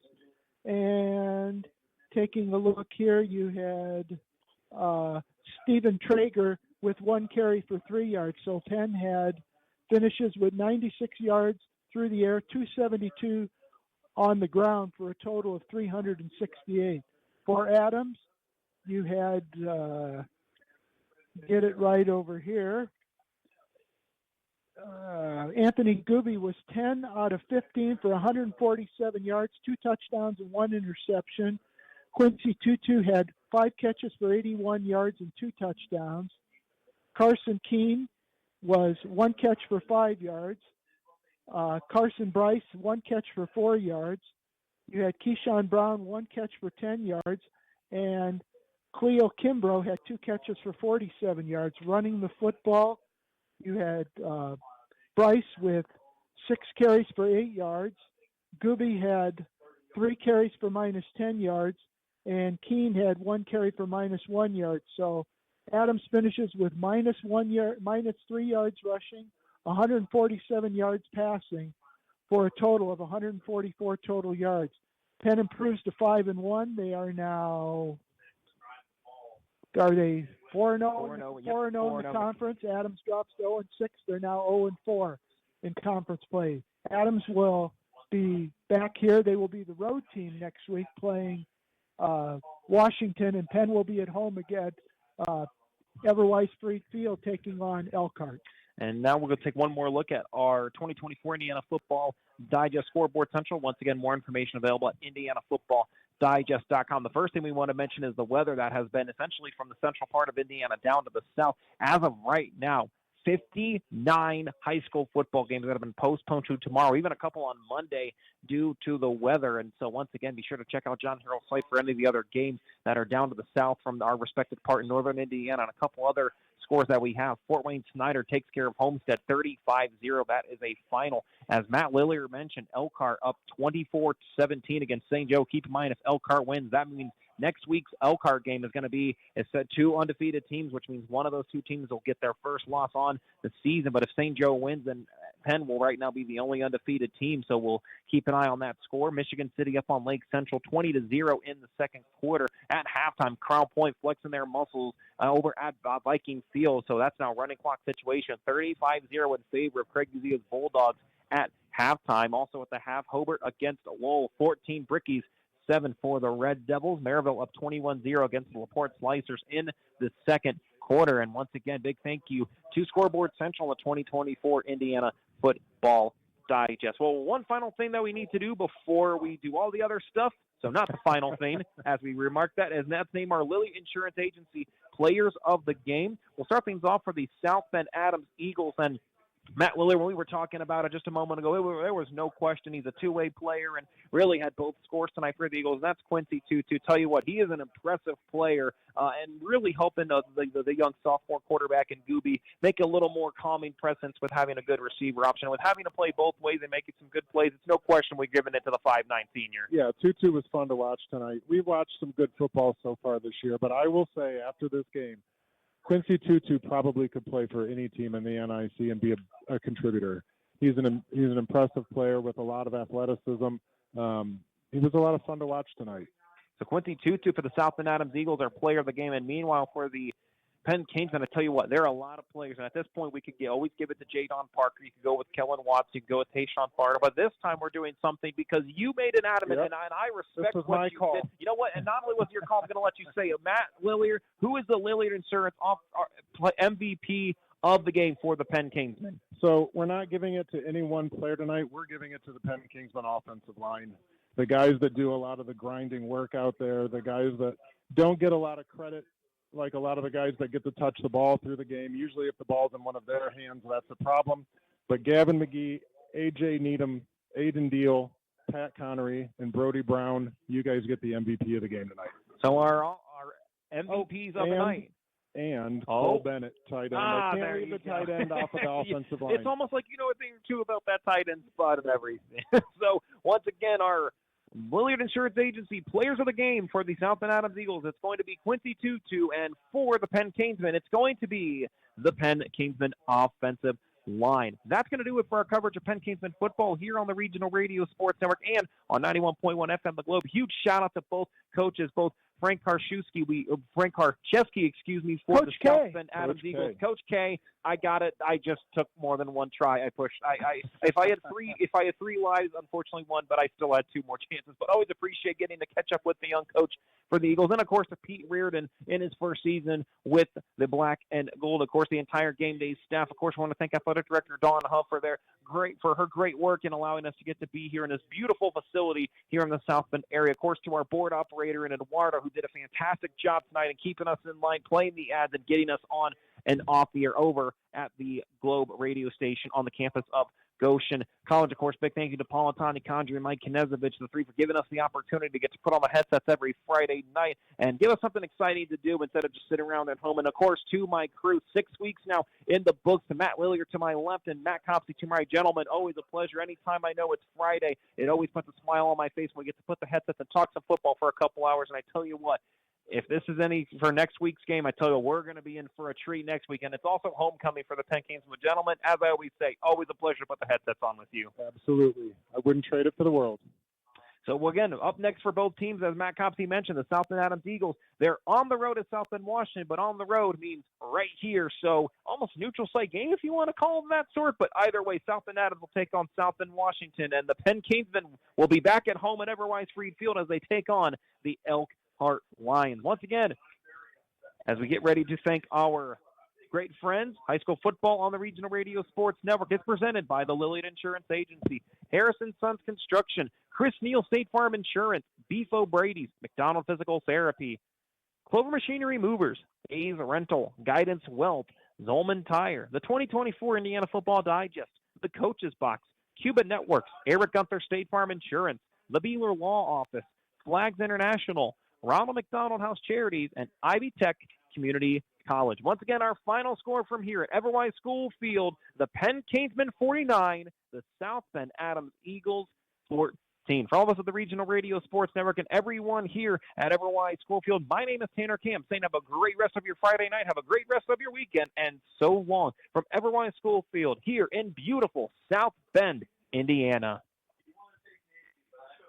The non-commercial educational radio voice of Goshen College, WGCS Goshen. Support for the Globe comes from Signature Awesome, Lanes Eduardo. in Elkhart, offering bowling lanes and an arcade, 6-family restaurant, party space, and league bowling for all ages.